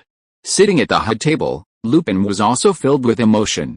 He never imagined he would one day return to Hogwarts. For a fleeting moment, he even considered becoming a professor himself. Compared to Lupin's joy, Snape's mood was far less cheerful. His gaze remained fixed on Lupin, his thin, sallow face filled with disgust. "Lupin, I didn't expect to see you again." "You're still alive." "Yes, I'm doing quite well, Severus," Lupin said gently, "but you look sallow. Do you have liver disease? I had a colleague who looked similar to you. He was diagnosed with hepatitis and passed away around Easter." Sigh, Lupin sighed and said with concern, "Severus, you'd better go to St. Mungo's Hospital for a checkup. Take my advice, this kind of illness can't be delayed." Hearing Lupin's words, the professors in the faculty all changed their expressions and moved to the sides. After all, hepatitis is contagious. "Don't worry, if I were sick, I would definitely brew myself a potion." "You don't need to worry about it." "But your illness," Snape said with a mocking smile, "Dumbledore told me he wanted me to brew you a wolfsbane potion. You must be suffering every month, right, Severus?" "Thank you for your willingness to help me," Lupin said softly. "You're welcome." Snape gave Lupin a meaningful, cold stare. "I'll definitely brew you the best-tasting potion in the world. Enjoy it. If you dare to sabotage the potion, I'll definitely not let you get away with it," Sirius said coldly. "Not let me get away with it?" Snape sneered bitterly. "Black, it seems Lupin's arrival has given you a lot of courage. Back in school it was 4 against 1, now it's 2 against 1, very fair." The three of them faced off at the table, immediately attracting the attention of all the students. Someone shouted "beat him up," and then a chorus of cheers erupted in the great hall. Professor McGonagall glared at the twins who seemed to enjoy the drama. At the Hufflepuff table, Neville dripped honey onto his bread, took a big bite, and mumbled, "Ralph, are you going home for Christmas?" Ralph shook his head and said, "No." Newt and the others were still in America, and without Ilvermorny's airship, he didn't want to ride the Mayflower again. "Would you like to come to my house?" Neville invited. "My grandmother likes you very much. You can come to my house for a visit, Neville. I have some things to do this holiday." Ralph smiled. "I'll definitely visit Mrs. Longbottom during the summer holidays." The boy wasn't lying, he was indeed very busy this Christmas holiday, with many things to do, the most important of which was Voldemort. After a dinner party, the term came to an end. The next day, the young wizards boarded the Hogwarts Express again, returning to King's Cross Station. Ralph also left Hogwarts alone early in the morning. He didn't take anyone with him, including Sherry, because, The place he was going to was far too dangerous. A dilapidated bus creaked and groaned as it slowly came to a stop at the roadside. A blond boy stepped off the bus. Ralph glanced at two diametrically opposed road signs: Big Hangleton, 5 miles; Little Hangleton, 1 mile. He turned left along the path and descended steeply down the hillside, soon seeing a valley with a village in it, Little Hangleton. On the opposite hillside was a dilapidated house, its windows all sealed shut, its roof tiles broken, and ivy creeping all over it. Ralph knew that house was Riddle House, Voldemort's father's home. It had once been a beautiful mansion, but after the sudden death of old Tom and his family, half a century had passed, and the house had gradually fallen into disrepair. Ralph's destination today was not Riddle House. Standing on the hillside, he looked down at the village and soon found a small church. Ralph walked along the path straight towards the church, avoiding the crowds and quietly entering the gloomy cemetery behind it. The villagers of Little Hangleton were buried here after they died, so there were many tombstones in the cemetery. Walking among the graves frequented by foxes and rabbits, Ralph suddenly stopped before a tombstone. He crouched down, brushed away the vines and lichen clinging to the stone, revealing its true form. The inscription was blurred, but the name of the deceased was still faintly discernible: Tom Riddle. This wasn't Voldemort's grave, but rather Voldemort's father, old Tom. Ralph stood before the tombstone, gently waving his wand. The grave quickly split open, releasing a cloud of choking dust to reveal a withered, pale skeleton. The boy approached, bent down, and carefully examined the remains, his brow furrowing. Judging from the signs of the fight in the Forbidden Forest, the destruction was immense. Ralph guessed that Voldemort might have been resurrected with Peter's help. But in this grave, old Tom's remains were remarkably intact, without missing limbs. It seemed his guess was wrong. Since he hadn't been resurrected, Ralph decided to give Voldemort a surprise, a Christmas present for him. The boy raised his wand, and old Tom flew out of the coffin. He opened the chest again, took out a new skeleton, and placed it in the coffin. It wasn't human, but the remains of an invisible beast, but judging from its appearance, it was quite similar to a human. Unless you were a professional, you really couldn't tell the difference. Voldemort needed his father's bones to be resurrected. Ralph was looking forward to the day he would put the bones of an invisible beast into a potion. That scene would be too beautiful.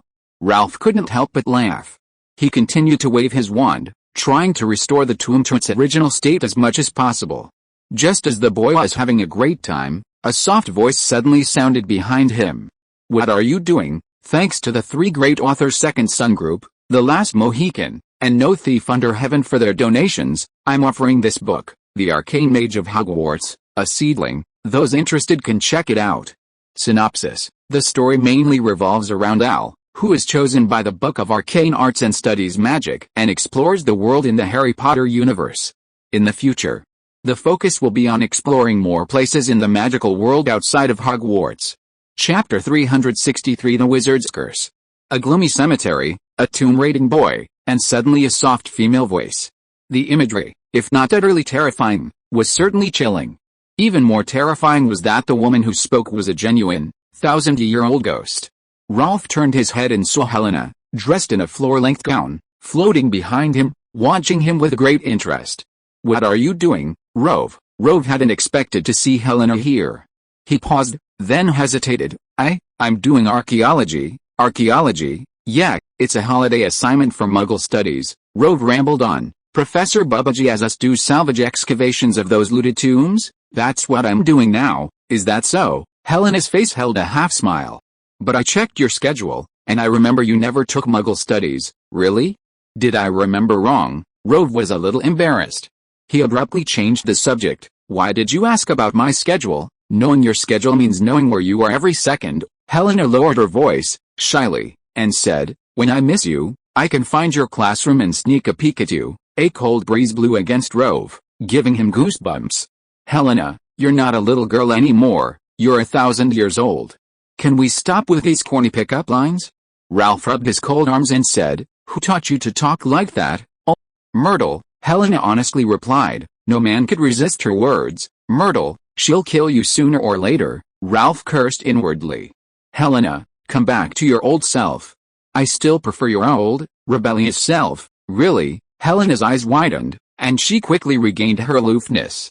She asked again, "So, what are you doing?" "Grave raiding," Of course, Ralph continued, rambling, I'm practicing so I'll have experience raiding your mother's, cough cough, exploring your mother's tomb. Although it sounded like an insult, Helena was very happy.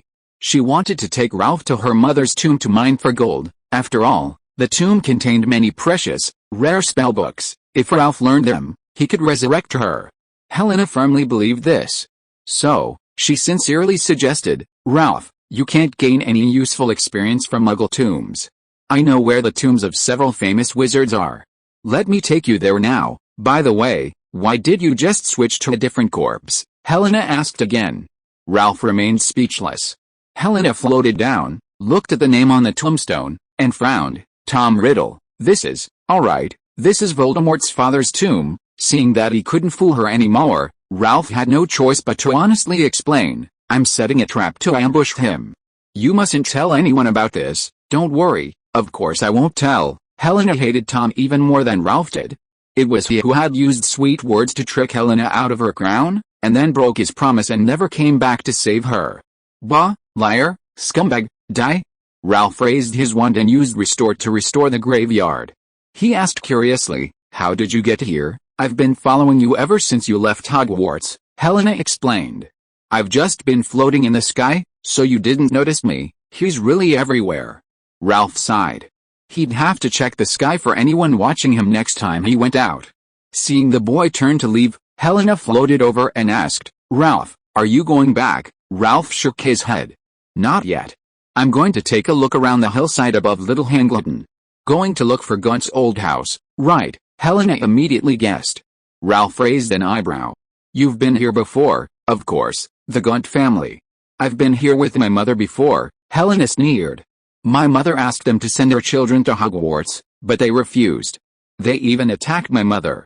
What a crazy family, Ralph frowned.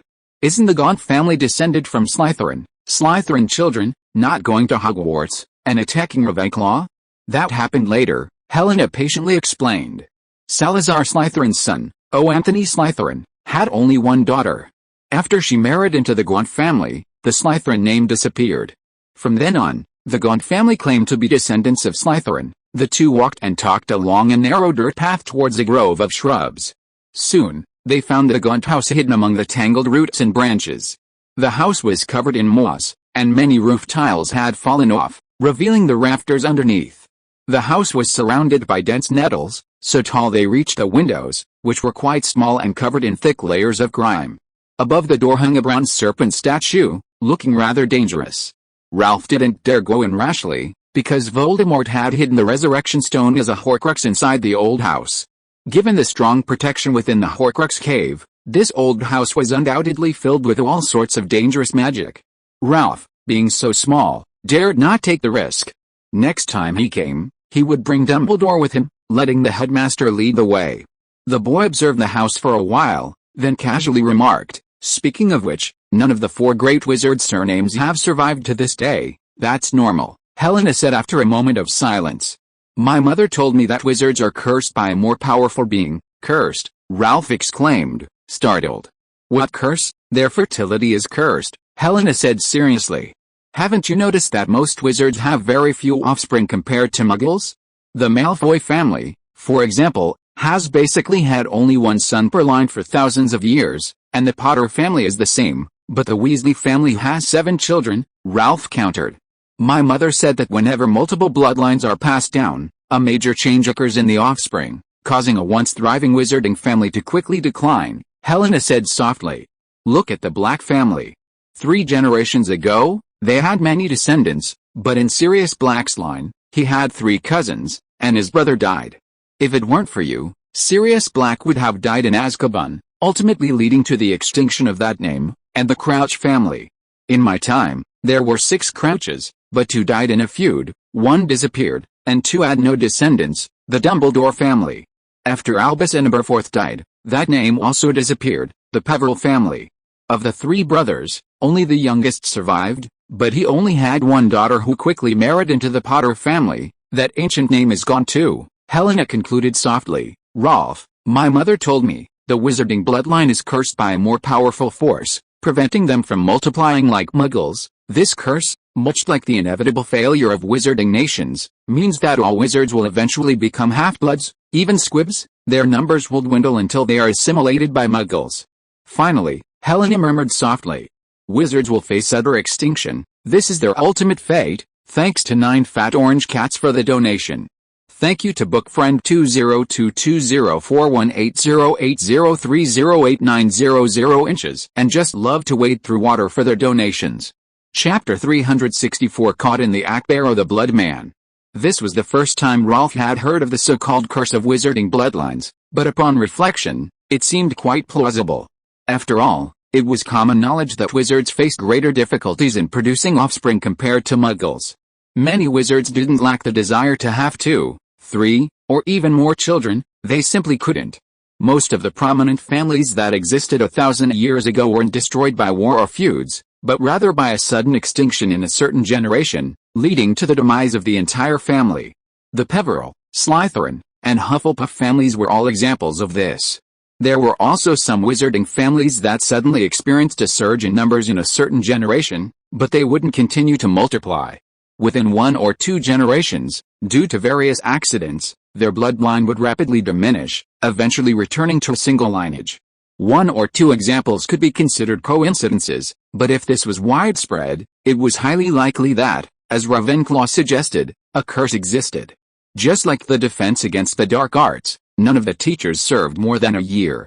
You might say that's just a coincidence, but why not the Minister for Magic? Fudge, I effing thank you, Helena chanted in an ethereal, pure voice. All gifts bestowed by fate have a price tag attached. Magic is a gift to humanity, while curses are the price to be paid. Ralph pondered for a long time before asking a crucial question. Who cursed the wizarding bloodline? To be able to curse an entire race, that's no ordinary power. Even Dumbledore and Voldemort couldn't do that, right? I don't know either. Helena shook her head, somewhat embarrassed. It was something my mother and Hufflepuff said when they were playing wizarding chess. I'm not interested in these things. I listened for a few minutes and then got annoyed and walked away. 2 great wizards were discussing the secrets of the magical world, and you found it annoying? Ralph sighed. He could only marvel again that Ravenclaw, known for her wisdom, could actually produce such a brilliant daughter. Were they sure they hadn't switched babies in the delivery room? However, on the other hand, someone as beautiful as Helena seems to have no reason to be particularly intelligent, as long as she knows to run home on rainy days. Rove gazed at the old gaunt house in the distance, the wild grass on the roof stubbornly swaying in the wind. He said softly, "All right, I need to go back to school." "Going back now?" Helena asked. "Yes, if we hurry, we might still make it to school for lunch." Rove glanced at Helena and said, "What's wrong? Is there something else?" Helena nodded, and after a moment of silence, whispered, "I want to go to the hot springs. Can you come with me?" Rove was speechless. What's wrong with a ghost who's been dead for 1,000 years? Can you even feel the water temperature? The boy, of course, had no interest in bathing with a female ghost. Just as he was about to turn and leave, Helena said in a gentle voice, "Rolf, I know there's a ferocious water worm under that hot spring. It often attacks muggles in nearby villages. Are you sure you don't want to go?" Rolf remained expressionless, even somewhat disdainful. "A water worm, and you expect me to sell my body and bathe in a hot spring with you? You really underestimate me, Scamander." The boy suddenly stopped, picked up the box in his hand, turned to Helena, and smiled. "Hurry up, lead the way." In the center of a forest, there was a natural underground hot spring, filled with a small pool. The pool water steamed, and moss covered the edges. Rolf sat on the bank, reaching out to stir the hot spring water, creating ripples on the surface. The water temperature was just right, indeed perfect for bathing. Now that he knew the location, he could bring people here to bathe in the hot spring in the future. Helena, already in the water, urged, "Rov, hurry up and come down." "The water worm is underwater." Rov hesitated for a moment, but considering Helena was dead and just a ghost, he had nothing to be ashamed of. He quickly took off his robe and shoes, leaving only his shorts, and leaped into the water. Rov took out a golden scale. It was warm, almost alive, shimmering with a golden light, brighter than gold. This golden scale was a gift from Isra, peeled from her own body, to Rov. As long as he held it in his mouth, he could breathe underwater. The boy held the golden scale in his mouth and plunged into the water, quickly diving to the bottom. Helena appeared beside him, pointing, The water worm is over there. Ralph swam underwater and found a water worm over 4 meters long on the edge of a boulder rooted in the water. Water worms are very ferocious magical creatures. Even as larvae, they are as thick as a human arm, and as adults, they are extremely aggressive. Of course, its most famous characteristic is its tenacious vitality. Even if its body is cut into a dozen pieces, it can regrow. Ralph stared at the water worm, and suddenly a ding sounded in his mind. One wild water worm detected, triggering side quest 1, capture the water worm, reward magic, limb regeneration, by consuming a large amount of magic power to promote continuous cell proliferation. Damaged organs can be regenerated. Side quest 2, 100% taming of the water worm, reward magic, eating soil. By eating soil, it can absorb organic matter from the soil to maintain its life. Ralph glanced at the system quest. Although he used to complain every day about having to eat soil, he didn't really want to. That water worm, over 4 meters long, was indeed very irritable. Upon seeing Ralph, it suddenly leaped up and opened its mouth wide, its teeth sharp as saw teeth. Ralph spread his 5 fingers and grabbed at the air, conjuring a water dragon the length of an arm beside him. The water dragon lunged at the water worm, its size growing larger and larger. 1 meter, 3 meters, 10 meters. A huge whirlpool appeared in the entire pool. The water worm realized something was wrong and tried to stop itself, but the water dragon leaped up and rammed into it, sending it plummeting to the bottom. The water dragon pursued relentlessly, its claw slamming down fiercely before slowly lowering its head. Rove swam to the water dragon's vicinity, looking down at the water worm curled up under its claw, and couldn't help but smile. Capture complete. Helena appeared beside the boy, exclaiming, "Rove, you're much stronger than you were 2 years ago." "Not bad," Rove smiled. He had completed too many missions in the past 2 years, so his strength was naturally much greater than before. "Rove, with your current strength, you're capable of entering my mother's tomb without any danger?" Helena asked again. "When do you want to go?" Rove didn't answer. He was actually quite reluctant about it. So he had been vaguely declining. Helena clearly sensed it too. She lowered her eyes and said, "Ralph, do you know why I come to the hot springs even though I'm dead?" Ralph shook his head. "Because when I was alive, I often bathed in hot springs with my mother. I love these big pools, I love this scalding hot, steamy environment." Helena sighed. "So, I often come here, trying to evoke memories of the past, but actually, I can't remember that feeling of being alive anymore." Ralph remained silent. "Ralph, I beg you, please help me," Helena pleaded. "I know, you've been just giving me the runaround, you never really wanted to resurrect me. But you are the person Cassandra Trelawney prophesied. If you're willing, I can give you everything. I am yours." Helena floated in the water, gently removing her long dress. Underneath, she wore only a thin undergarment, but her breasts, as delicate as peeled lychee flesh, were still visible. Ralph sighed. Was she already using seduction? A moment later, the boy surfaced again, suddenly stunned. Barrow, the blood-soaked man, was standing on the shore, staring at the naked Ralph, then at Helena, who was also emerging from the water, adjusting her collar. Barrow's eyes instantly turned red. If you are listening to this novel on a channel other than Fanfic World, it means it was downloaded and re-uploaded without effort. We warmly invite you to visit our channel, Fanfic World. There you will find the original version of this story and many other novels of various genres. We look forward to seeing you dive into a world of incredible novels. Chapter 365 Helena, Lofga gets 300 points. Naked, Ralph and Helena bathed together in a hot spring. This erotic scene was probably harder to explain than a plumber pretending to be a plumber taking a bath in his own bathroom while his wife handed him a bathrobe at the door. But Ralph could explain it away. He was there to catch water worms and hadn't done anything out of line. Besides, even if he wanted to, he couldn't. Helena was just a ghost. She didn't have the physical means. But Barrow didn't care about any of that. His most blasphemous thought about the goddess in his life was nothing more than drinking Helena's bathwater, and Scamander was actually bathing in the same hot spring with Helena. Just thinking about it was enough to drive him mad. The shackles on Barrow's arms tightened instantly, making a whooshing sound, and he roared in a hoarse, grating voice, "I'm going to kill you." Barrow, his face contorted with rage, charged at Ralph, the two passing through each other, Barrow turning and charging back. After several collisions, Barrow floated in front of Ralph, his face contorted with rage as he stared intently at him. Ralph swam towards the shore, and Barrow followed, seemingly wanting to use this extreme method to forever entangle the boy. Ralph felt boundless disgust. Even if he hadn't done anything, what did it have to do with Helena?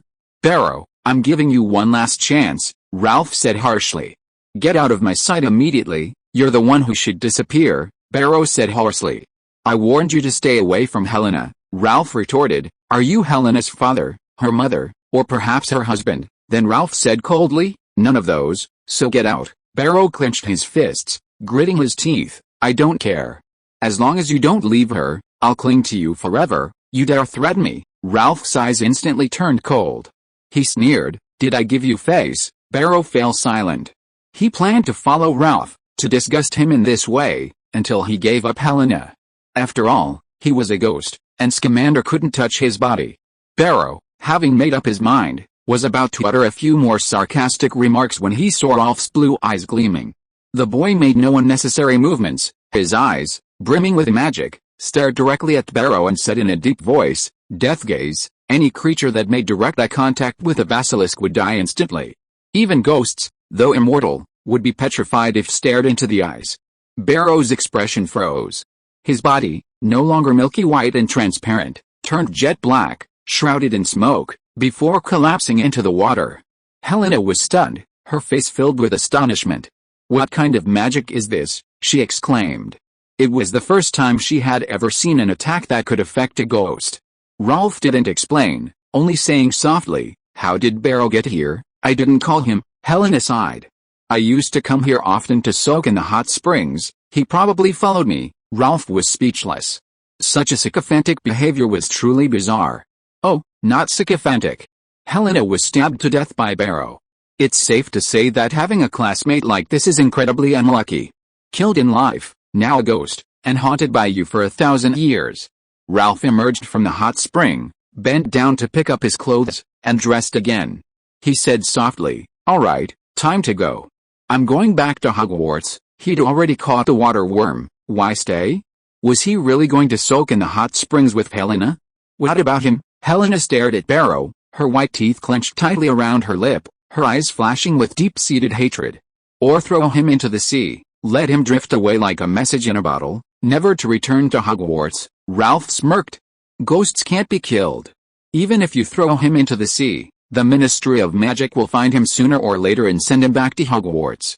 The Ministry will definitely investigate who attacked Barrow. While Ralph wasn't worried about the Ministry's investigation, he didn't want it to become public knowledge.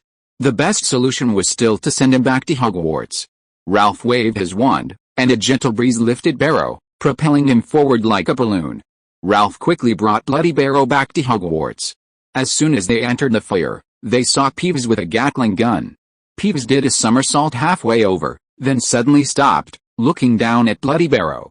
He was startled and nearly fell from the air, but managed to regain his balance, hovering about a meter off the ground. My bloody lord!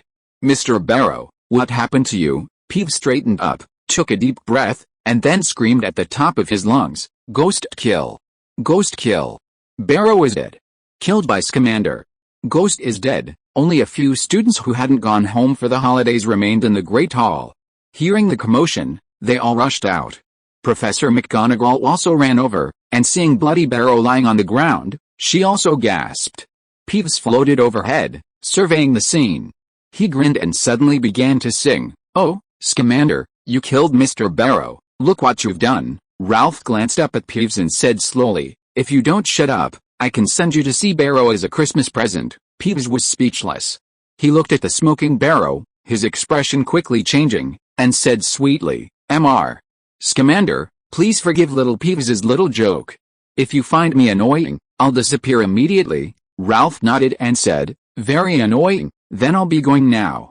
Just call me when you need me. With that, Peeves rose back into the air and quickly fled. Snape also came out of the Great Hall, and said ominously, What exactly happened? Scamander, Peeves said you attacked our house's ghosts. Professor Snape, it was indeed me who attacked them, Ralph readily admitted. Attacking a ghost without cause, Hufflepuff should lose at least 50 points, Snape said with a smile. Professor Snape, although I attacked Barrow, I was acting in the name of justice, Ralph said with a slight smile. Barrow the Bloody was harassing Madame Grey and even wanted to soak in the hot springs with her. When I passed by, Madame Grey asked me for help, so I had no choice but to intervene. He sighed slightly. Why are all you Slytherin wizards like this? Even when someone says they don't like you, you still keep pestering them. Is there any point in this kind of entanglement? Professor McGonagall suddenly remembered that the fat lady had told her years ago that Snape stayed up late at night, blocking the entrance to the Gryffindor common room, insisting on seeing Lily Evans. He even claimed that if he couldn't see her, he would sleep outside the common room. Although Professor McGonagall didn't know exactly what had happened back then, she still gave Ralph a quick glance. You better really be talking about Barrow. I testify that Scamander is telling the truth. Helena, who had been so enthusiastic just moments before, suddenly became aloof in front of outsiders. She said coldly, you should give Scamander extra points. Professor Flitwick scratched his head. As the head of Ravenclaw, he naturally knew that Lady Grey was Ravenclaw's daughter. Back when he was a student, this incredibly senior aunt had even guided him a few times when he got lost. Since Lady Grey testified, Professor Flitwick hesitated. Then how about giving Hufflepuff 30 points? That little. Helena frowned. Can't you give them 300? Flitwick almost vomited blood. This aunt, which house's ghost are you anyway? Why don't you just give this year's house cup to Hufflepuff? Professor Flitwick quickly said, I'll give Ralph a maximum of 50 points, Ms. Grey. There are rules about adding points at school, really? Helena asked doubtfully. I remember every year at the end of the semester, Dumbledore would randomly add hundreds of points. You even told me last time that Dumbledore was biased. Chapter 366 Christmas Gifts. Because of Helena, Ralph undoubtedly missed lunch at Hogwarts. But it wasn't a big deal. One of the 4 great masters of the house, Hufflepuff, once said, I want a little badgers living right next to the kitchen to have hot meals at any time. This was a privilege other houses could only envy. Sitting by the fireplace in the Hufflepuff common room, Ralph lifted the lid of an exquisite food box, and steaming smoke billowed out. He picked up a piece of melt-in-your-mouth honey-day cake, tore it in half, and handed it to Sherry beside him.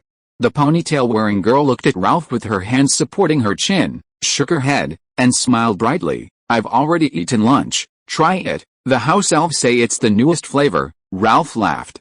Besides, you're so thin, it won't hurt to eat more. Sherry obediently took the date cake, took a small bite, and chewed slowly. Come to think of it, she also felt her body was too thin. Before, when bathing with Hermione, she felt she was alright, even slightly better. But ever since seeing the centaur Nymeria, especially noticing her heaving chest, the contrast made her appear far too frail. While eating, Ralph carefully recounted Helena and Barrow's story, not the fabricated tale he'd given Snape and the others, but the true events. After listening quietly, Sherry frowned slightly, her beautiful brows furrowing. She had heard Ralph mention Helena before, and knew that this Ravenclaw daughter wanted Ralph to resurrect her, and then marry him. Sherry whispered, so, you're planning to resurrect Helena? Ralph didn't answer, but instead asked, do you want me to resurrect her? Sherry remained silent, resting her chin on her hand and staring blankly at the fire in the fireplace. A moment later, the girl with the ponytail bit her lip, nodded and then shook her head, saying, I hope Helena is resurrected, but I don't want you to be the one to resurrect her. Ralph almost burst out laughing, but knowing Sherry was shy, he didn't expose her little scheme, suppressing his laughter as he said, then next time you see Helena in the Ravenclaw common room, you can tell her your thoughts, okay? Who's afraid of who? Sherry straightened her back defiantly, then quickly bent down, leaning on the table, gently fiddling with her ponytail, saying somewhat hesitantly, Helena is Ravenclaw's daughter. Is she as smart as her mother? Can I handle her? Ralph tapped the girl's forehead with his finger. Not as smart as you. Sherry smiled brightly. He paused, then added, not as pretty as you either. Sherry blushed. The girl with the ponytail shifted her gaze slightly, looked up at the window, and exclaimed in surprise, it's snowing. Ralph turned his head, looked at the snow blanket that had quickly spread outside the castle, and chuckled softly, yes. Merry Christmas. Hogwarts was blanketed in a heavy snowfall, draping the ancient castle in a thick white fox fur coat. The snowfall lasted until Christmas, finally subsiding. Having learned his lesson from last year's gift bombardment, Ralph had left the window open this year, allowing the owls free access. Various treats and water were laid out on the table, and even the fireplace was filled with firewood so the owls could stop and warm themselves while delivering presents. Ralph only hoped he could sleep in this year and not be woken by the present-delivering owls. But he miscalculated, greatly underestimating the number of presents this year. Early in the morning, Ralph felt short of breath, as if weighed down by something heavy. He thought he was experiencing sleep paralysis, but when he opened his eyes, he found his bed piled high with gifts. Not only the blankets in bed, but the entire dormitory was overflowing with gift boxes. Even more striking was the presence of an owl perched at the window, its claws reaching into the room, making it look like a delivery station. Ralph had clearly underestimated his current fame and influence in the wizarding world, but there was nothing he could do. The newspapers were full of him on the front page every day, and the minister mentioned him in 2 out of every 3 sentences. It was impossible not to be famous. Ralph picked up a gift and found a letter attached to it. The sender was a witch named Gladys. In the letter, she said she had read the news about Ralph capturing Peter and was a big fan of his, then invited him to meet at the Leaky Cauldron at Christmas. She had even booked a room so they could discuss the details of capturing Peter in detail. Ralph picked up another letter. This one looked like a scam, claiming her husband was infertile and she wanted a second child, asking Ralph to borrow some high-quality essence. A reward of 100,000 galleons upon success. Ralph was certain it was a scam, because the letter was signed Narcissa Malfoy. Even if it wasn't a scam, Ralph wouldn't agree. After all, he and Draco were classmates, and if he really gave Draco a younger brother, wouldn't the family hierarchy be messed up? Ralph rummaged through a pile of gift boxes for a long time before finally finding the Christmas presents from his friends. Sirius Black maintained his extravagant persona, giving Ralph an expensive invisibility cloak. This invisibility cloak was made from the hide of an invisible beast. Although it couldn't compare to Harry's Deathly Hallows, its concealment effect was still excellent. Ralph had gained the invisibility beast's power, so the cloak was somewhat useless to him. However, he could give it to Sherry to wear when they went to the Forbidden Forest later, making good use of it.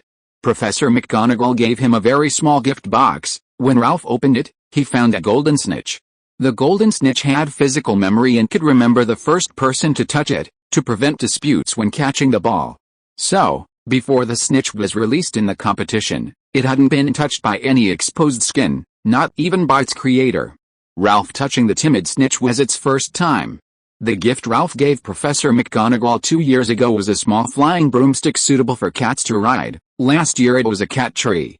This year, he gave her cat litter with a catnip scent. He's been trying to avoid Professor McGonagall lately, afraid she'll use transfiguration to turn him into a cat and stuff him into the litter. Snape gave Ralph a large cauldron, but it was clearly something he'd picked up casually from a warehouse, covered in a thick layer of grime, at least 20 years old. Snape could have sold it to a junk collector, but he gave it to Ralph as a Christmas present. He was devastated. Ralph's gift to Snape was also valuable, a magical plant unique to the Far East, a rare and precious plant called Tai Sui. Tai Sui, also known as rolling zhi, is extremely rare and an important ingredient in many potions.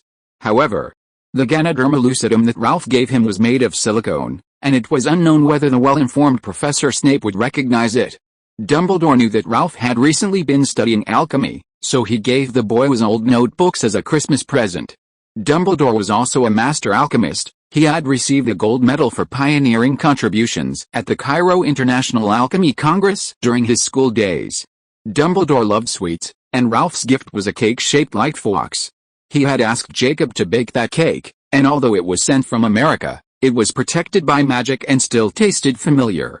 Hermione had gone skiing with her parents this Christmas holiday, so he gave her a set of ski equipment. Ralph's gift to Hermione was an expensive magical radio, which allowed her to listen to wizarding programs. Opening Sherry's gift box, Ralph found an exquisite sachet with a niffler pattern on it, beautifully embroidered. The sachet itself emitted a delicate fragrance, subtle and elegant, with tiny specks of tender green light emanating from it, a pleasant aroma. Luofu held the sachet, hand-woven by the girl with the ponytail, to his nose and inhaled deeply, then carefully tied it to his pillow. Thanks to the 3 generous donors, Tokyo is so hot, Professional Eunuch, and I Love Studying, for their generous donations. Chapter 367 Ralph, Shirley, you broke my back. After packing his gifts, Ralph arrived at the Great Hall and bumped into Professor Snape. They exchanged a glance and both muttered under their breath, What bad luck on such a festive day. Ralph turned to leave, but Snape said coldly, "Scamander, what's the rush?" Ralph had no choice but to stop. He turned around and smiled. "Professor, I just remembered the firewood in the fireplace in the common room is still burning. I'm going back to put it out." Using the fireplace, almost caused a major fire, Snape sneered. "Hufflepuff, deduct 10 points. Why don't you say I almost caused an earthquake while walking, causing Hogwarts Castle to collapse?"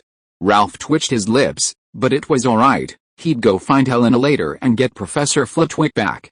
That's the advantage of having a high-ranking suitor, you can speak to anyone as an elder. Ralph thought for a moment, then suddenly asked, "Professor Snape, did you receive my Christmas present?" Snape's face darkened.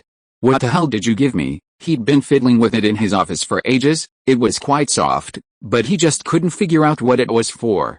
"That's a magical plant from the Far East called Fleshganoderma," Ralph said with an innocent smile. "Professor, you have to brew it and drink it. What a load of rubbish. Such a rare magical plant, Scamander would give it to him?" Snape narrowed his eyes. Although he didn't know what it was, he figured it couldn't be anything good. Since it wasn't good, then, he'd have to give it to Potter. After Snape had walked away, Shirley happened to come over and asked curiously, "Ralph, what were you and Professor Snape talking about?" "We were talking about Christmas presents. Professor Snape was very pleased with a gift I gave him," Ralph smiled. "By the way, I also really liked the sachet you wove." The girl with the ponytail grinned brightly. "I'm glad you like it." The two walked out of the Great Hall. The snow outside the castle was heavy, causing the Christmas tree placed at the entrance to occasionally break branches with a crackling sound. A narrow path had been worn into the ground, allowing passage. However, Ralph and Shirley deliberately walked on the untrodden snow, each step making a squeaking sound. Shirley seemed to be in a very good mood. She hopped and skipped through the snow like a little deer, full of light and agile grace. After hopping for a while, the girl suddenly stopped. She put her hands behind her back, turned to the boy, and smiled, saying, "Ralph, let me pull you up on the slope." "Who can you pull with that small frame?" Ralph teased. "You might even have trouble pulling a niffler. Don't underestimate me." Sherry deliberately clenched her fist, bent her right arm, and winked.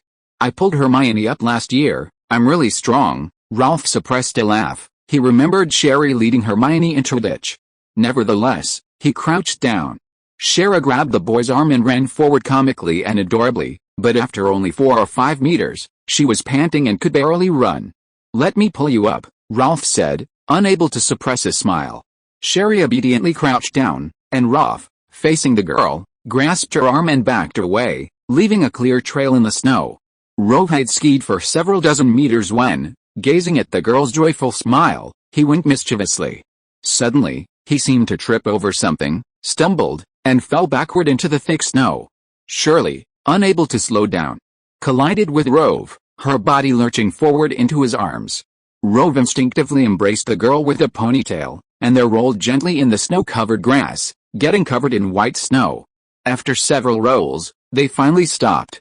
Shirley quickly sat up, her face filled with concern and worry, asking, "Did you hurt yourself?" Rove lay on the ground, his face contorted in pain, saying, "My back." Shirley then realized she was straddling Rove's waist. She tried to stand up hastily, but Rove cried out in pain, "Don't move, it hurts." The girl with the ponytail was now truly afraid to move. She wanted to help, but was afraid of making things worse, her face flushing red with embarrassment, making her look incredibly cute. Ralph's lips curled into a gentle smile. "Don't worry, I was just kidding." Shirley, seeing the barely concealed amusement in Ralph's eyes, realized she'd been tricked. She grabbed a handful of snow and smeared it on Ralph's face, huffing, "You tricked me." Ralph didn't resist. He lay comfortably in the snow, letting Shirley, straddling him, frolic. The boy rested his head on his arm, gazing at the distant mountains, a pristine white landscape. Shirley stopped. She sat on Ralph, staring intently at his face, lost in thought. He was looking at the snow. She was looking at him. After a long while, Ralph waved his hand in front of the girl with the ponytail, his face warm, and smiled. "If you sit any longer, your back will really break. Then, if my back is weak, I'll have to rely on you." Shirley snapped out of her daze, quickly standing up, her pretty face flushed, wishing she could disappear into the snowdrift. Ralph stood up as well, and Shirley reached out and gently brushed the snowflakes off his robe. The two continued their walk, heading towards Black Lake. The snowfall intensified, falling softly. The girl with the ponytail reached out to catch the snow, unknowingly gathering a handful. She covered her mouth and chuckled, secretly making a small snowball, intending to deliver a fatal blow to this wretched fellow. Shirley seized the opportunity, throwing the snowball while Ralph gazed at Black Lake. But the boy seemed to have eyes in the back of his head, tilting his head slightly and easily dodging the carefully planned attack. Shirley was about to make another snowball when Ralph turned around and threw the snowball he had secretly been holding. The snowball hit Shirley squarely on the head. She couldn't dodge it, and the snowball exploded, scattering snowflakes that slightly obscured her vision. Ralph couldn't help but burst into laughter. Seeing Shirley puff out her cheeks and chase after him, he turned and ran, disappearing in a flash. Shirley ran about 10 meters when she seemed to twist her ankle and suddenly fell to the ground in the snow. Rove had to run back and squat beside her, asking with concern, "Are you alright?" Shirley suddenly looked up, stuffed a huge snowball into Rove's collar, and said with a triumphant and adorable expression, "I was just kidding." Rove grinned and pulled the snowball out of his clothes. He sat down in the snow, made two small snowmen the size of his palm, and handed them to Shirley. The girl with the ponytail placed the two snowmen on the ground, side by side, and smiled brightly, making a face at them, saying, "You two hurry, hurry, hurry, grow up quickly." Chapter 368 Nicholas Flamel's Plea for Help. Black Lake was covered by a thick layer of ice, becoming a vast white wasteland. In this environment, traditional fishing methods were definitely not feasible. Ice fishing was the only option. Rove, the king of wild fishing, had once survived alone in the wild for 100 days, making a living by fishing. He was proficient in all kinds of fishing techniques and had reaped abundant harvests in various extreme environments. His ice fishing skills were naturally second to none. He was a master among masters. However, today was a disaster. Sherry came 4 times, even building 3 large snowmen, but Rove hadn't caught a single fish. Even the small whitebait, which were a major annoyance for anglers, refused to bite today. Sherry didn't say a word, just sat quietly beside Rove, occasionally adding some bait, allowing the young man to shift the blame, saying that she hadn't even given the fish a chance to run away with her words. When the ice hole refroze over with a thin layer of ice, Rove awkwardly had to start chiseling it open again. Sherry comforted him understandingly. "It's all right, you must have scared all the fish away when you were breaking the ice." Breaking the ice had happened an hour and a half ago. If Snape had said that, Rove would have thought he was being sarcastic. Rove thought for a moment and said, "There definitely aren't any fish down there. We need to find a spot with underwater trees, they like to hide in those. I'll go make a few more ice holes." Sherry nodded, seemingly understanding, and took Rove's fishing rod, sitting down to fish for him. Rove wandered around, tapping the ice surface lightly with his fingers, then tapping elsewhere, searching for a suitable spot to break a hole and cast his line. His bottom line today was to avoid going home empty-handed. Even catching a small fish would be fine. Before they'd even finished one lap, Shirley, hooked on the line, exclaimed excitedly, "Ralph, I caught a fish. Come quick, it's huge, I can't even pull it." Ralph was speechless. When he was there, the fish wouldn't bite, but now that he was gone, they were taking the bait. Who could tolerate this? He immediately pumped the water, drained the Black Lake. Ralph quickly ran over and helped Shirley pull the fishing rod. Soon, a fish as long as an arm was pulled to the surface. Ralph didn't bother with fancy techniques like playing the fish, reeling in and letting out the line, or gradually weakening the fish. He simply raised his wand and shouted, "Conviction!" A flash of red light, and the fish twitched, flipped belly up, and collapsed unconscious in the water. Who does traditional fishing these days? It's all magic and high-tech. The two pulled the fish up, and Ralph weighed it in his hand. It was easily 7 or 8 pounds. In his past life, Rove had caught fish this big before. He'd tied it to the back of his beat-up bicycle and wandered around his neighborhood, passing by his own house 3 times without going in. The security guard even asked you if he was lost. Since there were big fish at this spot, there was no need to move. Rove reeled in his line, baited it, and cast again with practiced ease, continuing to fish with peace of mind. A moment later, the float began to bob. He excitedly told Shirley, "This time it's definitely big." Rove jerked the rod upwards, a fishing line whistling through the air, followed by a rumbling sound from underwater. Then, a crack appeared on the ice. The crack, like a small snake, spread in all directions, like a giant spider web, or a shattered mirror. Rove, forgetting about the fishing rod, reached out and grabbed Shirley, scooping her up in a horizontal embrace amidst the ponytail girl's gasps, and then flew into the sky. Almost instantly, the thick ice of Black Lake shattered with a deafening roar. Rolf and Shirley, suspended in midair, stared in disbelief. Had they caught a kraken? Suddenly, the water roared, and a carriage emerged from the lake, hurtling straight out of the water. It was a gigantic carriage, as large as a house, pulled by a herd of golden reindeer. When the carriage landed, it made a deafening crash, and the thick snow melted instantly, as if it had been baked by the intense heat. Rolf flew to the shore, set down the now flushed Shirley, and looked towards the carriage. Soon, the door opened, and an oddly dressed old man stepped out. He wore a wide, flowing robe with oriental prints, over which was an open, bell-shaped vest with two brightly colored seams, and sour cherry-colored capri trousers. The old man stepped down from the carriage, waved, and smiled. "Rolf, Merry Christmas, Nico." Rolf was somewhat surprised to see Nicholas Flamel. He walked over, looked the old man up and down, and couldn't help but laugh. "Nico, Merry Christmas, you look like a hippie." "Hippie attire originally imitated wizards," Nicholas explained with a smile. "Wizards going to the Muggle world always dressed strangely, which inspired a bunch of Muggles." Rolf was taken aback. He hadn't expected this connection, but upon reflection, it seemed quite logical. Wizards entering the Muggle world would deliberately dress like Muggles, but their attire was always bizarre. Often, male wizards would wear short skirts and walk around the streets. It could only be said that wizards did indeed lead fashion trends. "Why are you in a carriage? Where's your car?" Rolf asked again. Nicholas, like Susan Zong, was a passionate car collector. The two had been car enthusiasts before. Years ago, when Brezhnev visited Camp David in the United States, he took Nixon for a ride, with Nico sitting in the passenger seat. "Does Santa Claus drive a car?" "They all ride in reindeer sleighs," Nico joked. "I'm Santa Claus today, here at Hogwarts to deliver presents to you." Ralph laughed, turning to introduce her. "Nico, this is Sherry, my classmate and assistant." "Sherry, this is Nicholas Flamel, the greatest alchemist, and an opera enthusiast too." Nico looked at Sherry, smiling kindly. "Child, Ralph has mentioned you before. He's spoken many times of your exceptional talent in transfiguration." Sherry smiled shyly and reservedly. "Mr. Flamel, Merry Christmas." After the three finished their pleasantries, Ralph said softly, "Nico, are you here to visit Professor Dumbledore?" "But unfortunately, he's not at Hogwarts right now. Since the Christmas holidays began, Dumbledore had disappeared, taking the Slytherin basilisk with him. Corvinus Gaunt proposed the deal, wanting to take the basilisk. Dumbledore thought the deal was possible, but he wanted to find a professional to help study it first, to see if the basilisk possessed any special magic.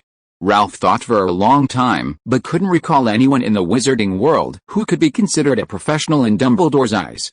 "I know," Nico blinked. "Albus went to Austria to meet an old friend and won't be back for a while." Hearing the name Austria, Ralph was somewhat surprised. He remembered that Nurmangard prison was there. "Ralph, I came specifically to see you. There's something I need to ask you for help with," Nico continued.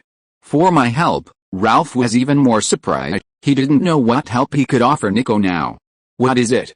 "Just say it," Nico lowered his voice. "You know I have prophetic abilities. I can see things happening in the near future. Through the prophecy orb, I saw a guy trying to sneak into my manor this Christmas. I need your help. Thanks to the generous donor. Just love to wonder for the donation." Chapter 369 Voldemort appears. In the wizarding world, three things are considered extremely dangerous and off-limits to the untrained: Scamander's black trunk, Voldemort's dark mark, and the position of defense against the dark arts professor at Hogwarts. Contact with any of these three things is fatal or fatal. In serious cases, they could destroy the entire city. Similarly, the wizarding world also has three universally recognized safe places: Gringotts, Hogwarts, and Nicholas Flamel's Manor. However, with Quirrell's infiltration of Gringotts 2 years ago, this supposedly most secure vault in history isn't so safe after all. In the original timeline, it was even invaded, robbed, and escaped by several seventh-year students, demonstrating its poor performance. Hogwarts, needless to say, steadily loses a professor every year and suffers from various high-risk incidents, making it seem anything but safe. Nicholas Flamel's manor possessed the Philosopher's Stone, capable of turning lead into gold and concocting immortality, along with various powerful alchemical artifacts. This veritable treasure trove had attracted the attention of countless wizards, yet for centuries, no one had ever been known to force their way in and steal the Philosopher's Stone. Most wizards only knew the manor was in Devonshire, but had no idea of its exact location. Therefore, Ralph was also very curious about who could have caused Nicholas such anxiety. At dusk, Ralph and Sherry arrived at the manor in the carriage. Sherry accompanied Nicholas's wife, Perenelle, to tour the manor, while Ralph and the old man strolled and chatted along a cobblestone path. Outside the manor, it was still a world of ice and snow, but inside, it was spring-like all year round. A gentle breeze rustled through the peach blossoms, their stamens trembling. I'm getting old, and my bodily functions are declining across the board.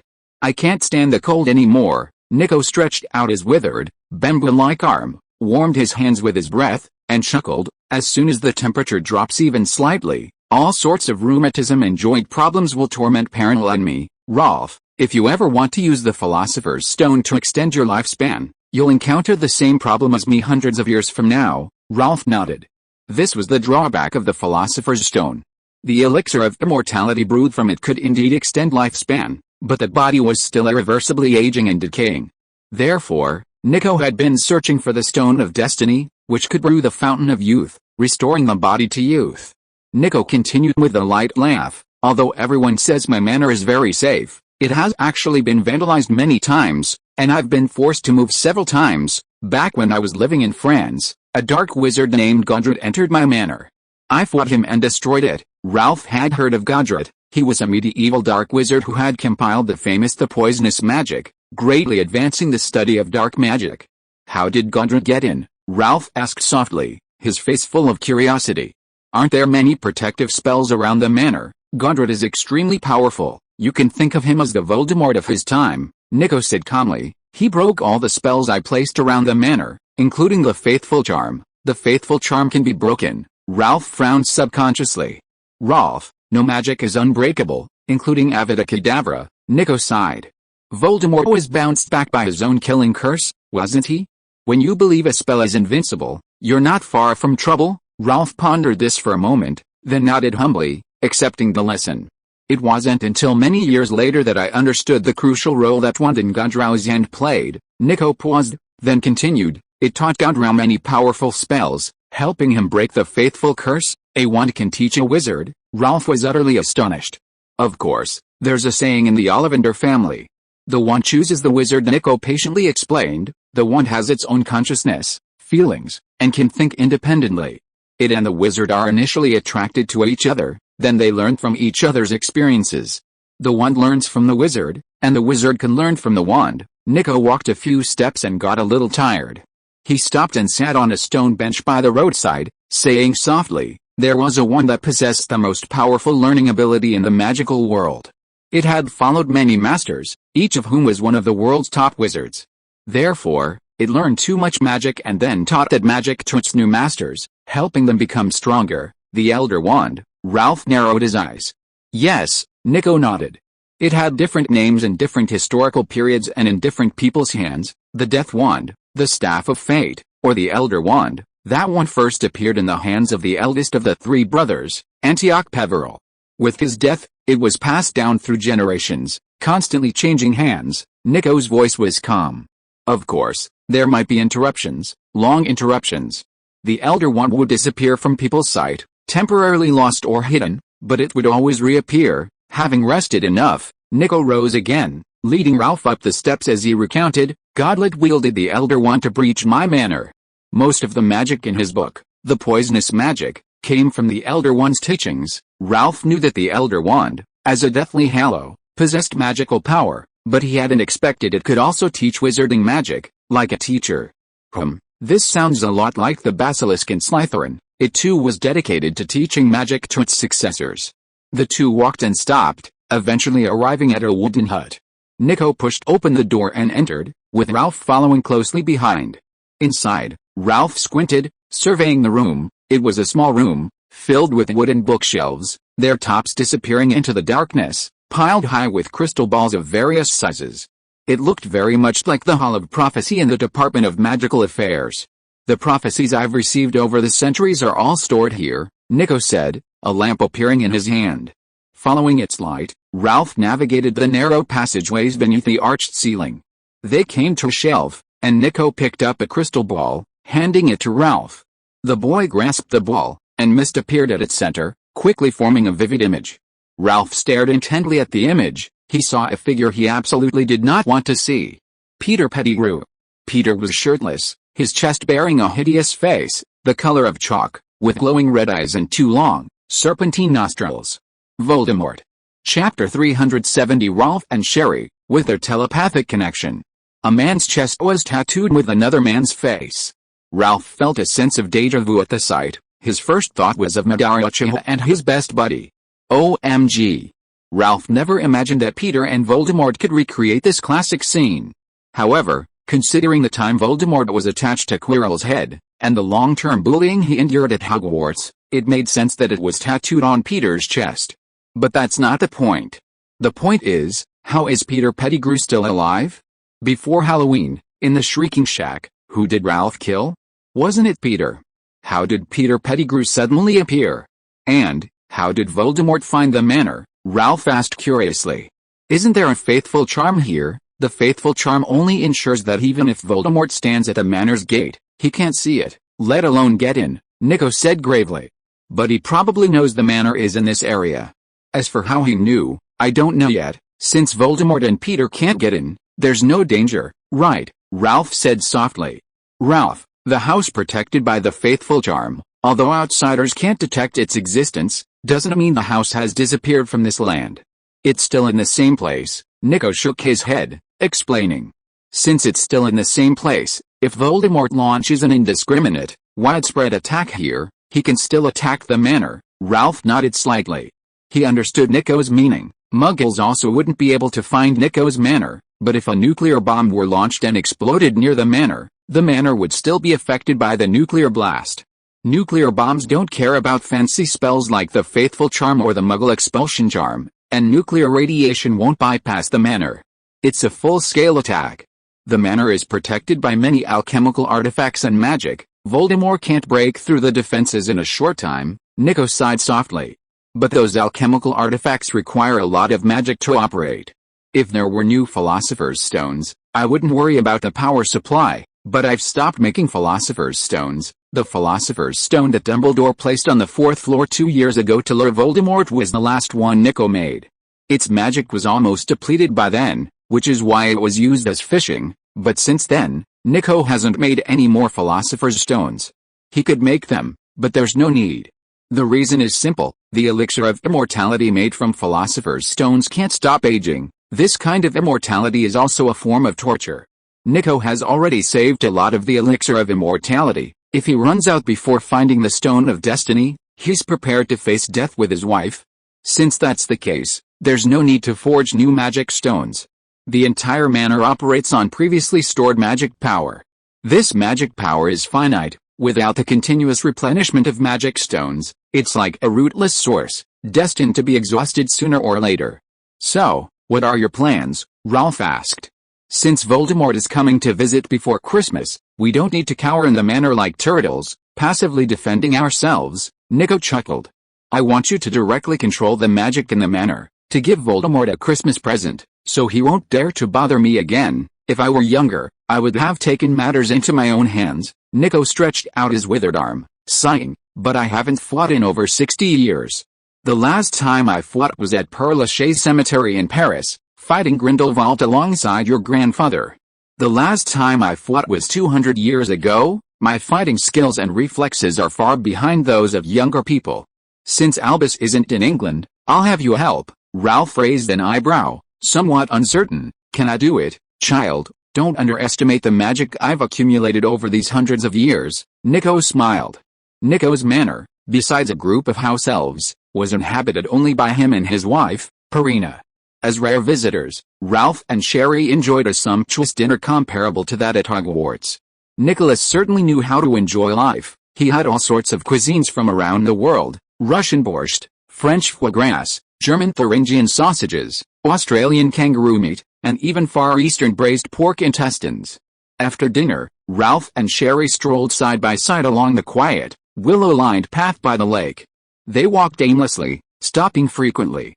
Ralph and Sherry brought up the matter of seeing Peter Pettigrew in the prophecy orb. "Peter isn't dead," Sherry frowned. "Then who did we kill in the Shrieking Shack?" "It was definitely Peter who was killed. His animagus can prove it," Ralph said softly. "Then who is this Peter now?" Shirley asked, puzzled. "It can't be someone who took Polyjuice Potion, can it?" "That's unlikely too," Ralph shook his head. "I saw Voldemort and Peter, but there can't be two Peters in the world, unless—" Shirley pondered for a moment, then whispered, "Could it be a time-turner? I've thought about it a lot, and that's my guess too." Ralph rubbed his temples and sighed. "Peter might also have a time-turner. He came back from the future, causing two Peters to appear at the same time, one of whom we killed in the Shrieking Shack. Don't forget, that night when we fought Peter in the Shrieking Shack, George and Fred saw Peter stealing the Marauders map in the dormitory. Speaking of which, Nemiria's divination said that the wizard who rescued Peter from the horrors is dead." The girl with the ponytail hesitated. "Could that wizard be Peter himself? He was killed by you, which is why you got that divination result." "Brilliant. I thought about this for a while before I figured it out." Ralph reached out and touched Sherry's ponytail, smiling. Only a few high-ranking officials knew about Peter's transfer.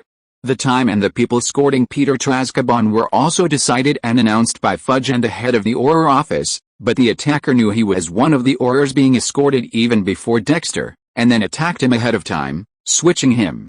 If it was the future Peter who did it, then it makes sense. "What do you plan to do?" Sherry asked.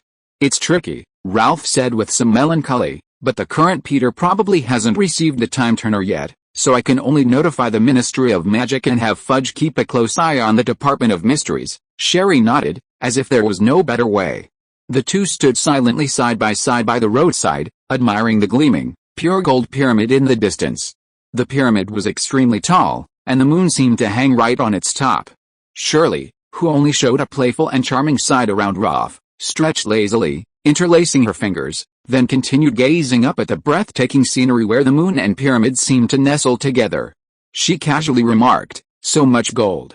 How many sniffers would it take to move it all?" Hearing Shirley's words, Ralph couldn't help but burst into laughter. The girl with the ponytail tilted her head, frowning in confusion. "Ralph, what are you laughing at?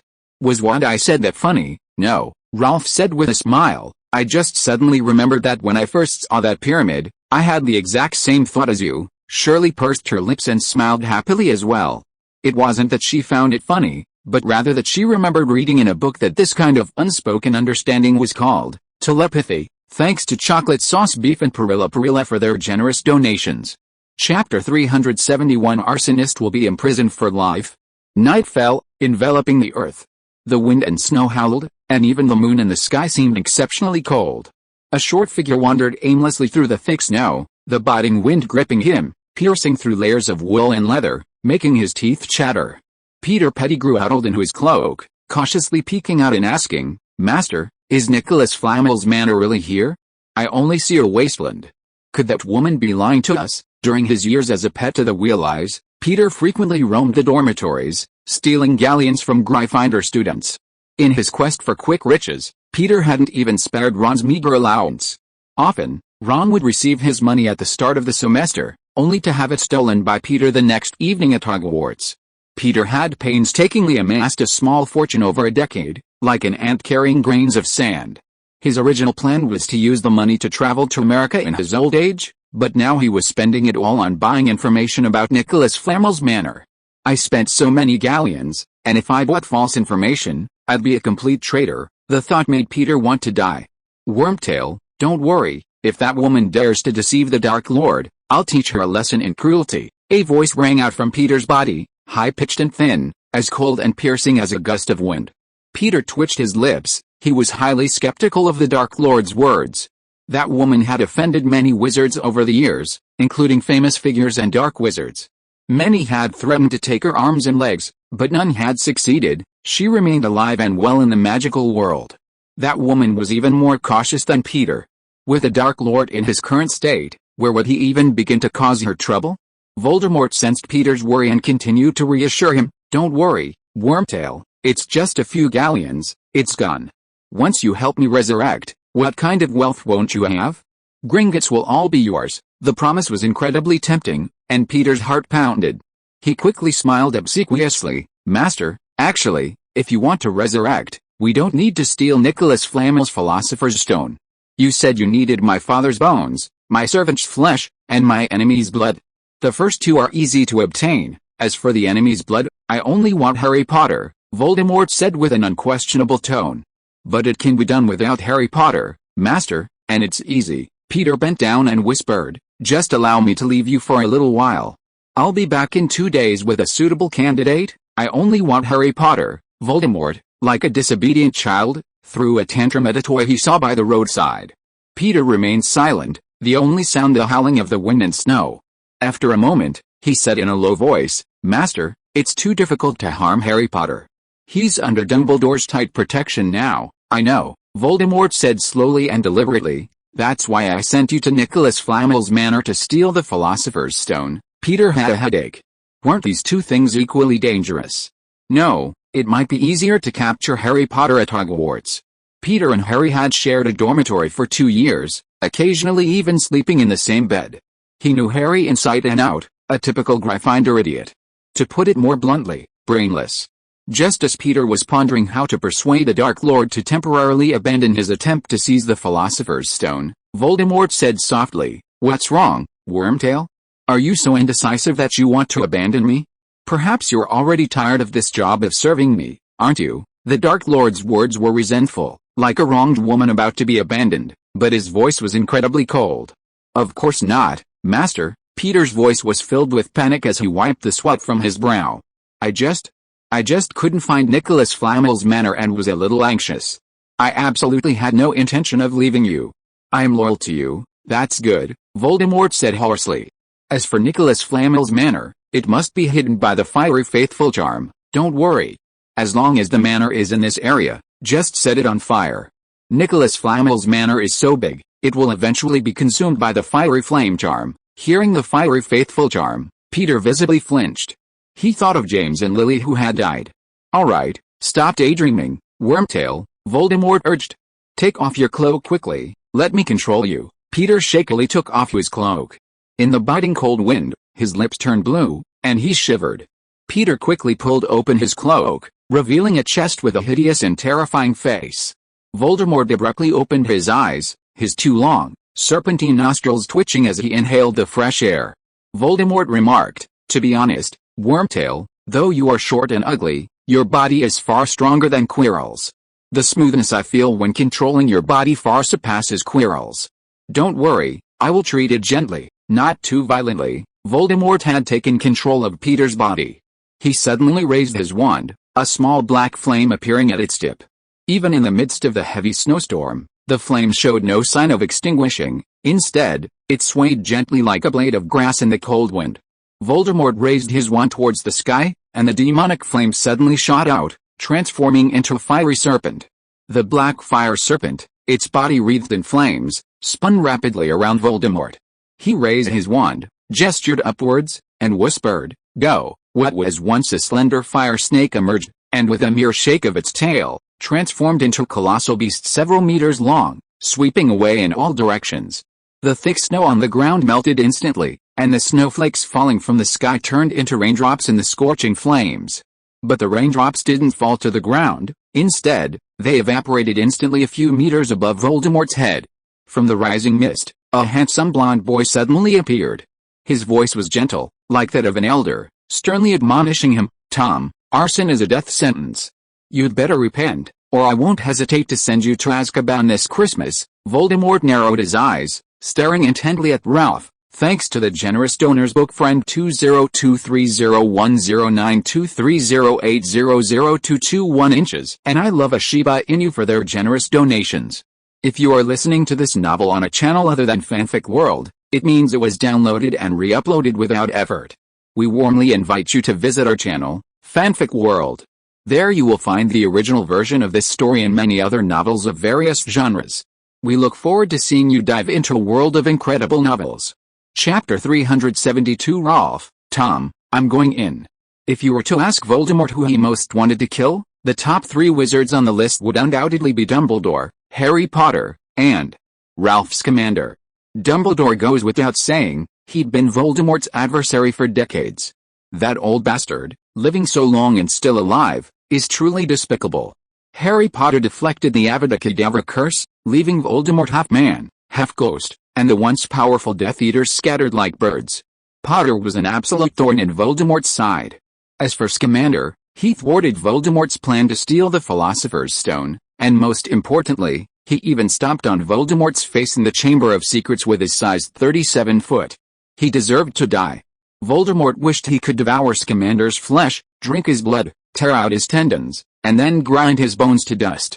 He even wanted to go back in time and cruelly kill Ralph's grandfather, Newt Scamander, when he was just born, so that there would be no grandson.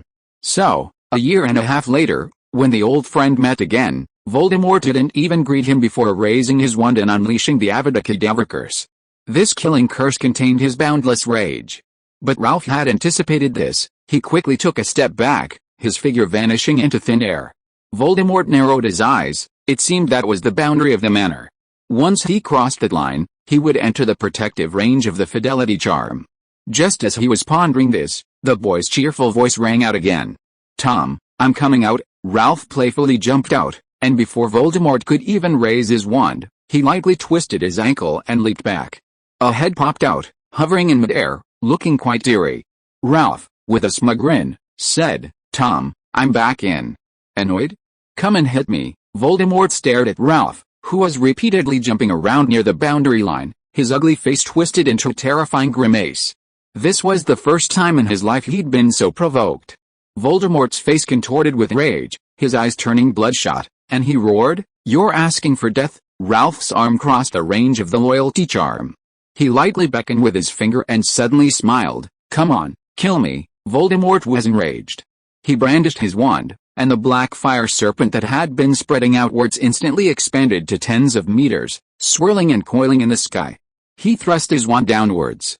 Like a monster, the demonic flames plummeted rapidly, seemingly burning everything in the path to ashes with a fiend fire curse. A layer of golden light appeared, the defensive magic surrounding the manor. However, after being tainted by the fiend fire curse, it melted away like ice and snow being scorched by fire, turning into a pool of molten gold at an astonishing speed visible to the naked eye. The black python continued to charge at the boy, its gaping maw exuding an aura of destruction. Ralph neither dodged nor evaded, standing still, waving his wand, and shouting, "End of all curses!" Instantly, a radiant magical barrier surged before the boy, like a massive wall, blocking the fiend fire curse. The black python collided with End of All Curses, unleashing a deafening roar and sending flames several meters high into the air, like a monstrous wave. The magical barrier rippled, like water, yet remained unyielding, like a boulder blocking a giant wave. Ralph remained unmoved, his expression calm. The black python circled around the magical barrier, its long body spiraling in circles until it formed a coiled position, like a giant cage, instantly trapping the boy within. Ralph swiftly moved his arms, each swing of his wand creating a magical barrier around him. In an instant, 16 End of All Curses spells, like a continuous mountain range, completely protected him. The Ralph of the past could never have failed to achieve this, but now he could feel an immense magical power surging into him from the earth, seemingly inexhaustible. The magical power Nicholas Flamel had accumulated over centuries was now at Ralph's disposal. That powerful feeling was exactly the same as when he held the feathered serpent's egg in the Native American tribe of Arizona. The black serpent suddenly contracted, tightly binding the magical barrier. The water mirror in front of Ralph swayed, constantly shattering, only to be continuously repaired by the inexhaustible magical power. But the serpent, countered by the End of All Curses, hissed out a foul-smelling black smoke, its size slowly shrinking. Voldemort was utterly astonished. Although he controlled the body of the Wormtail, and his power was limited to the Wormtail itself, the Fiend Fire spell itself had growth potential. When it absorbed enough energy, the resulting burst could even destroy a city. This level of attack was simply beyond Ralph Scamander's ability to withstand. He didn't have that power. Was it the Philosopher's Stone? The Philosopher's Stone was hailed as the jewel of alchemy, coveted by so many wizards, not only for its ability to turn lead into gold but also for brewing the elixir of immortality. Furthermore, it could provide wizards with a continuous and vast source of magical power.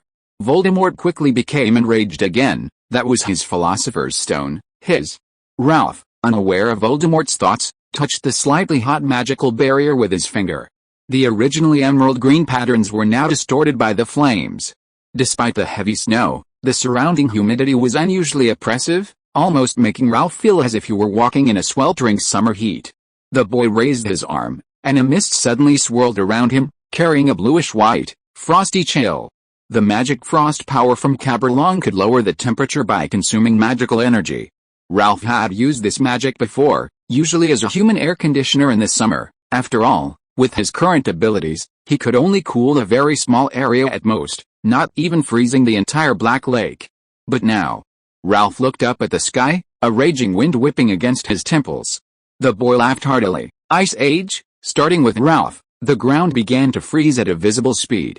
The previously flowing molten gold instantly solidified into a large lump of gold. In the distance, a rushing river, starting from its upper reaches, also rapidly froze into a thick layer of ice. Snowflakes began to fall again. Voldemort exhaled a puff of mist, looking down to see Peter's body also freezing, quickly encased in ice and snow. From afar, it looks like a crystal clear, lifelike, ice sculpture, thanks to the three great readers book friend 20230109230800221 inches, just love to wander in the water, and floating around for their generous donations. Chapter 373 Luofu, quickly stop your supernatural powers. The once sweltering plain was completely frozen in just a few minutes, like a perpetually frozen tundra. The scalding steam turned into hail, pelting the ground, while snowflakes fell softly, blanketing the wasteland in white once more. Ralph, like a child terrified of poverty, who had always been frugal, suddenly became rich and began a revenge-driven spending spree, recklessly squandering his immense magical power. Even the perpetually spring-like manor was affected. Ancient trees shed their leaves, and a snow-white waterfall cascading from the manor froze instantly, hanging like an icicle from the eaves. Standing in his room, even by the fireplace, Nico felt his hands and feet grow cold, and his joints and bones began to ache as if ants were biting him. He smiled bitterly, desperately wanting Ralph to stop his supernatural powers immediately. The weather charm is an extremely sophisticated and complex spell. Newt's box, for example, makes extensive use of this charm to create suitable living environments for different magical creatures. Nico hadn't seen a weather transformation of this magnitude, like the one Ralph cast, in many years. Of course, Ralph used a trick. He drew upon the manor's magic to create such a large-scale snowfield. But ultimately, it was his mastery of the spell that allowed him to achieve such an excellent effect. Watching Ralph fight Voldemort through the giant glass sphere, Nico couldn't help but sigh. 14-year-old Ralph was truly a genius beyond the comprehension of ordinary logic. Even Dumbledore at his age seemed far inferior. Standing behind the magical barrier, Ralph gazed at the black serpent formed by the fiend fire spell. Originally tens of meters long, it had been shrunk considerably, resembling a flickering candle in the wind and snow, its light dimming and fading, no longer possessing its former terrifying aura. The boy raised his wand, and several beams of light exploded forth, slicing through the flames and cleaving the black serpent in 2, 4, 8, 16. The demonic flames shattered into pieces, raining down on the ground, resembling blooming flowers on a snowfield from afar. Ralph joined two fingers together, uttered a soft rise, and with a gentle flick, an ice dragon over a meter long rose from the ground.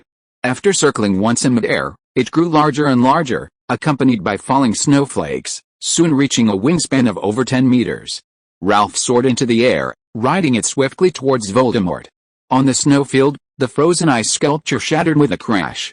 Voldemort broke free of the ice, revealing countless ice fragments on his body, which fell like snowflakes. Ralph stood atop the ice dragon, a gentle breeze caressing his face, making the already handsome young man even more dashing. He stood with his hands behind his back, smiling down at the towering figure. "Tom, you may only go this far, but you cannot cross it." Voldemort stared at Scamander, his eyes slightly dazed. He suddenly remembered himself 50 years ago, so full of youthful vigor. The Dark Lord slowly said, "Scamander, I suddenly don't want to kill you anymore." Ralph narrowed his eyes in confusion. "I want to turn you into an alchemical puppet with preserved consciousness, to play with day and night, He hadn't expected the Dark Lord to be such a puppeteer, quite the character indeed. Voldemort raised his wand, and with a casual wave, an ice wall several meters thick instantly rose up. Ralph stomped his foot, and the ice dragon beneath him opened its maw, spewing out dozens of enormous ice spikes that lined up one after another, shooting obliquely towards the ice wall and piercing it deeply. Cracks appeared in the thick ice wall, which quickly shattered like a giant piece of glass crashing to the ground, the sound of breaking glass piercing the eardrums. Voldemort narrowed his eyes, flicked his wand, and summoned a silver shield from thin air, holding it in front of him. The ice dragon slammed its massive head against the shield, producing a deep, gong-like sound. The shield's color faded considerably, but it remained sturdy, while the ice dragon, its head pinned against the shield, could not move forward and could only ram downwards, carving a deep trench in the ground. Ralph and Voldemort faced each other. Ralph's eyes held magic, and he was about to unleash the basilisk's death gaze when he realized that Voldemort had already made Peter close his eyes. He had been tricked by this very trick when he possessed Quirrell's head, resulting in his head being stomped on. The same trick could not be used twice against the Dark Lord. Voldemort, a sinister smile on his face, rasped, "Scamander, are you really determined to stop me?" "Stop you?" Ralph, standing on the ice dragon's back, shook his head, correcting him. "Wrong, I'm going to kill you and Peter. You think you're worthy?" Voldemort raised his wand high, his voice sharp. Avada Kedavra. Ralph leaped up, dodging the killing curse, but the ice dragon wasn't so lucky. Struck by the green light, it was like porcelain struck by a hammer. First, a series of crisp cracking sounds rang out, then countless cracks appeared. The ice dragon shattered with a bang, countless tiny ice fragments scattering in all directions, blasting countless holes and craters into the ground. Ralph floated in the air, raising his wand high towards the sky, and shouted, "Blades of ice!" The swirling snowflakes instantly froze, each fluttering snowflake solidifying into ice, instantly tilting like 1,000 blades. Fall! Ralph swung his wand downwards, and a dense swarm of snowflakes, like locusts, circled rapidly around the boy before, carrying a chilling aura, hurtling straight towards Voldemort, to attack. Voldemort rapidly chanted a spell, and thick, crimson blood seeped from Peter's palm, flying into his mouth.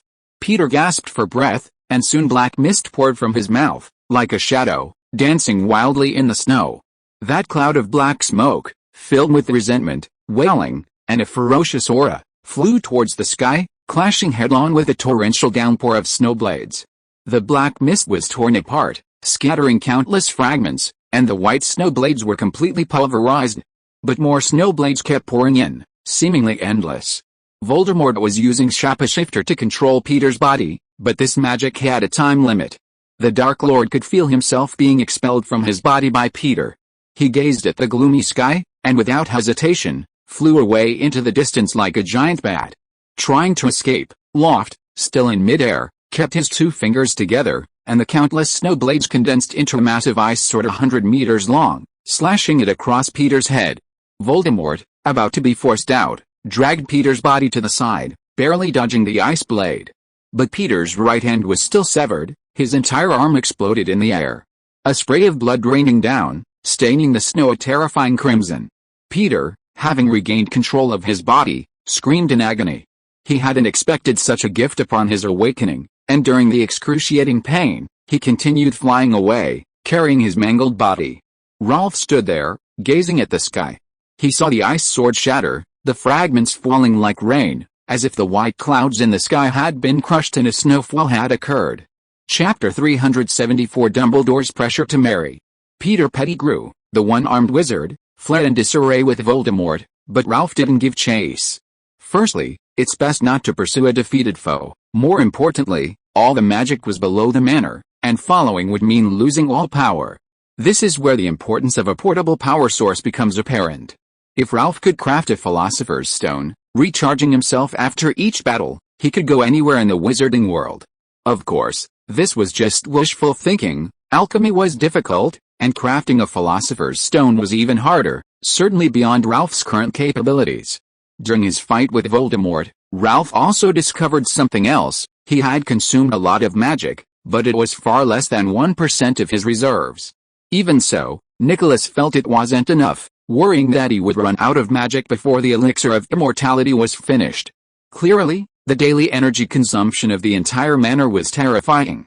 So the question arises, where does the magic required by Hogwarts Castle, which has been operating for 1,000 years, actually come from? Hogwarts Castle possesses a strong magical magnetic field, various ancient defensive spells, a constantly moving staircase, and the magical room of requirement. The energy consumption of this ancient school is considerable, but according to Dumbledore, no one has ever replenished their magic, suggesting that Hogwarts has an unknown source of magic. Of course, these are not things Ralph should be concerned with now. His immediate priority is enjoying the remaining Christmas holidays. Nico has opened most of the manor's rooms to him, so Ralph takes Sherry around every day to explore. The manor, a blend of classical and Baroque architectural styles, has a complex internal structure, like a maze. The living rooms, bedrooms, and corridors are filled with precious art collections. The magic well containing the primal soup to simulate the origin of life, Nico's 7 golden coffins, the pool built of philosopher's stones, these are all must-see places. The various alchemical items invented by Nico are also particularly interesting. Ralph's favorite is a mirror that can completely record his dreams while sleeping. His first thought was to use the mirror in conjunction with the dream spider. The dream spider is a peculiar magical creature that weaves a small, colorful web above a wizard's head after they fall asleep, allowing them to experience erotic dreams. Combined with a mirror that records dreams, it's simply too much. The day before school started, Ralph and Sherry reluctantly returned to Hogwarts, while the students, who had spent the day on the express, also returned to school. Inside the Great Hall, Ralph was about to head towards the Hufflepuff table when a menacing Hermione blocked his path. She ran up to Ralph, grabbed his arm, pulled him into a corner, and whispered, "You and Sherry went to Mr. Nicholas Flamel's house for the holidays." "Yes," Ralph nodded, curiously asking, "How did you know?" "I wrote to you and Sherry during the holidays, and the owls couldn't find you too. I was so worried, I thought something had happened." Hermione put her hands on her hips and huffed. "I also wrote to Professor McGonagall, and she said you went to Mr. Flamel's manor." Ralph was touched, looking at the sulking Hermione, and then chuckled, "Sorry I couldn't reply to you sooner, is that what I'm angry about?" Hermione puffed out her cheeks and glared, "You two went to Mr. Flamel's house and didn't even invite me. You went skiing with your parents, you weren't at Hogwarts." Ralph shrugged, helplessly, "I couldn't exactly write to you telling you to hurry back to school." Ralph stayed at Hermione's house during the summer vacation, almost demolishing it, and then sent another letter calling him away for Christmas. Hermione's father would probably come all the way from London to Hogwarts with a knife to kill him. Even so, Hermione was still incredibly regretful. She should have never come home. Seeing the girl stamping her feet in frustration, Ralph said with a wry smile, "Hermione, we'll definitely call you next time. Sherry and I even brought you gifts, alchemical items made by Nico." Hearing this, Hermione felt a little better, but her eyes still held a hint of resentment as she said, "At least you two have some conscience." Ralph smiled without saying a word. "By the way, what made you decide to go there?" Hermione asked curiously. "Niccolo came to see me. He has something to discuss," Ralph said in a low voice. "Anyway, we ran into Peter Pettigrew." "Peter?" Hermione's eyes widened. "Isn't he dead?" "Yes," Ralph nodded. "So it's complicated. I'll tell you the details tomorrow." His words, however, piqued Hermione's curiosity. She wouldn't be able to sleep tonight if she didn't hear the whole story. Ralph couldn't help but chuckle. "The dinner party is about to begin. Why don't you sit at the Hufflepuff table, and I'll tell you the whole story." "Okay," Hermione readily agreed, but when she looked up, she saw a group of witches staring intently at her. Hermione blushed and gave in first. She raised her little fist and waved it, saying, "Ralph, come to the Great Hall early tomorrow." Ralph went to the Hufflepuff table, sat down, and then saw Neville, Hannah, and Susan huddled around a copy of the Daily Prophet, whispering amongst themselves. "What are you looking at?" he asked curiously. "Any news today?" "Big news?" Hannah looked up, her expression mysterious. "Myron Wagtail, the lead singer of the Eccentric Sisters, suddenly announced today that he has a daughter." Ralph was stunned. "When did Wagtail get married? Wasn't he always single?" "He secretly got married," Susan sighed. "I've been a fan of his for 10 years, liked him for many years, and always thought he was single. I feel like I've been cheated on." "Yeah, heartbroken," Hannah sighed. Neville bluntly asked, "You guys have liked Wagtail since you were 3, Hannah and Susan both rolled their eyes at Neville. This news also sparked a heated discussion among the professors. Dumbledore, sitting at the faculty dining table, said softly, "Even Wagtail has a daughter now, you should all settle your single status." Everyone secretly grumbled, "You're a bachelor yourself, yet you're urging others to get married." "Professor Dumbledore, where did you go this holiday?" Sirius asked curiously. "He left school on the first day of the holiday and only returned today." The professors were all curious about the principal's whereabouts. "I went to Austria to see an old friend," Dumbledore said, a faint smile playing on his lips. Even his glasses seemed to gleam. Everyone exchanged glances. It was clear Dumbledore was very happy. Their curiosity about this old friend only grew stronger. Combined with Dumbledore's comments about urging marriage, could that old friend be his ex-girlfriend? Thanks to the generous donor, just love to wonder the water for the donation. Chapter 375, The Secret of the Basilisk. Perhaps because Dumbledore had gone to Austria, the opening banquet tonight unexpectedly featured many dishes with distinctly Germanic characteristics. Bavarian sweet mustard sausage, tangy and spicy; Viennese roast beef, perfectly cooked on the outside and tender on the inside; a large pot of Berlin sauerkraut stewed pork knuckle, rich and flavorful. And then there was dessert. Black Forest cherry cake, with a sweet aroma of cream, the tartness of cherries, and a hint of cherry liquor, intoxicatingly delicious. All familiar flavors. Dumbledore ate with great satisfaction, and the students also got to try something new. However, most of the British students didn't like German food, complaining as they ate that the Germans had never tasted good food, calling it a culinary wasteland, truly lacking in self-awareness. After the banquet, Ralph left the Hufflepuff group and went to the headmaster's office alone. He was going to retrieve his little darling, the basilisk. He'd missed the old man quite a bit after not seeing him for Christmas. Upon arriving at the office, however, Ralph saw Dumbledore sitting alone, drinking. Seeing the young man arrive, Dumbledore invited him to try some of the local specialties he had brought back. German beer. Long ago, the Roman army brought the brewing techniques for a bittersweet beverage, ale, back to Europe from the Mesopotamian plain. The Germanic people living in Bavaria, Germany, refined these techniques into beer brewing. From then on, beer truly suited to modern tastes was born. Therefore, the beer brewed in Bavaria, the land of beer, can be summed up in one word: authentic. Mentioning beer, even the portraits of the headmasters on the wall, no longer pretending to be asleep, began to chatter on and on. "What Bavarian beer? It's awful, nowhere near as good as Witch's Sake," Phineas Black said disdainfully. "I once took Hogwarts students to a magic institute in Japan for a potions tournament, and I had the privilege of tasting their Witch's Sake." Phineas clicked his tongue in recollection. A 17-year-old girl, with her cherry-like lips, gently chewed cooked rice, stirred it with her pink tongue, then spat the golden liquid into a bottle, sealed it, and let it ferment naturally for a full 180 days, eventually becoming Witch's Sake. As a staunch supporter of pure-blood witches, Phineas didn't forget to remind everyone, "Remember, you must choose a pure-blood witch. Half-bloods won't do, they just don't have the right flavor." Hearing Phineas's description, the other headmasters all angrily denounced him as disgusting. "It's disgusting." Old Headmaster Fosco rubbed his red nose and said angrily, "It's just saliva beer. A witch's beer. How can it compare to the beer from Anders Heath Abbey? I had it once, slightly bitter at first, then sweet in the aftertaste, the malty aroma lingering on the tongue, like a nun in a black veil standing before you, sexy yet dignified, subtly alluring." "Thank you for sharing, Fosco, that's enough," Dumbledore quickly interrupted. Ralph twitched his lips. He hadn't expected these old headmasters to be so skilled. They must have been quite adept at it in their youth. Of course, the current headmaster wasn't exactly innocent either.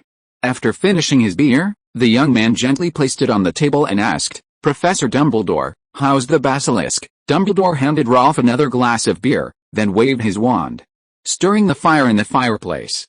"Ralph, the basilisk can't be returned to you yet." Ralph's expression was grave. "Is there really something wrong with it?" "Yes," Dumbledore nodded and said, "have you noticed that it always refers to itself as we? I always thought it was because it had been locked up in the Chamber of Secrets for too long and had become somewhat schizophrenic." Ralph frowned. "I thought so at first too, but after careful study, I discovered something." Dumbledore shook his head and said, "The basilisk refers to itself as we because it has two souls within it, intertwined." Dumbledore waved his wand, and a delicate silver instrument flew to the desk from a distance. The old man gently tapped it with the tip of his wand. The instrument immediately began to operate, emitting rhythmic tinkling sounds. Wisps of pale green smoke billowed from the small silver tube at the top, gathering and swirling in the air. Ralph stared intently at the smoke, his brow furrowed. A few seconds later, the wisps of smoke turned into a steady plume of smoke, growing thicker and thicker, swirling in the air, transforming into a two-headed basilisk. The two heads of the two-headed basilisk were different colors, one of them appearing as if grafted onto the basilisk's body by a plant. This is the basilisk's soul. Those two heads are clearly not one must have come from a wizard. Ralph was somewhat stunned, and he said incredulously, "That basilisk is a Horcrux." Hearing Ralph utter the word Horcrux, Dumbledore's face didn't show surprise. The boy had told him before that a basilisk had tried to teach him Slytherin magic and had tempted him to create a Horcrux for immortality. That was why Dumbledore had paid such close attention to the basilisk, even taking it to Austria to have a professional examine it again. "You're right," Dumbledore nodded slowly. "That basilisk is indeed a Horcrux." Ralph suppressed his shock, narrowed his eyes, and asked, who could have made it? As far as he knew, at least Salazar Slytherin, Corvinus Gaunt, and Voldemort had come into contact with the basilisk. Voldemort, of course, couldn't have. As for Corvinus Gaunt, he's over 200 years old and still alive. Sensing the basilisk's aura on Ralph, he wanted to trade for it. The probability is indeed high. If it's Salazar Slytherin's Horcrux, then the problem is much more serious. The maker is highly skilled, and it's entangled with that basilisk's soul. I don't know whose Horcrux it is yet. Dumbledore shook his head. Therefore, I've placed that basilisk with an old friend, asking him to look after it and study it. By summer vacation, he should have finished studying it. I can take you to see him. Ralph raised an eyebrow. Dumbledore went to Austria, and Nurmengard prison is in Austria. His old friend must be Grindelwald, right? Come to think of it, Ralph remembered that his grandfather Newt and Grindelwald were enemies, and they had some emotional entanglement because of someone. Dumbledore took Newt's grandson to see Grindelwald, hoping not to provoke the former Dark Lord into asking again, "What makes Albus Dumbledore so fond of you?" Just as Ralph was lost in thought, Dumbledore, sitting in his chair, crossed his arms and asked, "I received Nico's letter. Peter Pettigrew has appeared." "Yes, Professor," Ralph quickly nodded. "Shirley and I suspect Peter may have stolen a time-turner from the Department of Mysteries." Dumbledore's expression remained calm as he nodded. "I understand, Professor. You don't seem very worried," Ralph asked, puzzled. "That's the time-turner." "Worried?" Dumbledore smiled mysteriously. "Why should I worry about a dead man? Don't forget, you killed him in the Screaming Shack on Halloween night. Peter must have seen the newspapers and knows about his death." Ralph frowned. Could he use the time-turner to go back to Halloween night and prevent it from happening? "Ralph, Peter Pettigrew's death was inevitable, just like the Chadley Cannons finishing last in this year's league." Dumbledore smiled. Whether he wanted to save himself or not, it was unstoppable. In fact, if he wanted to save himself, he might have hastened his own death. Dumbledore raised his glass, downed it in one gulp like a fine wine, and sighed softly. That's fate. End of this chapter. Thank you so much for reading until the end. Don't forget to give it a like.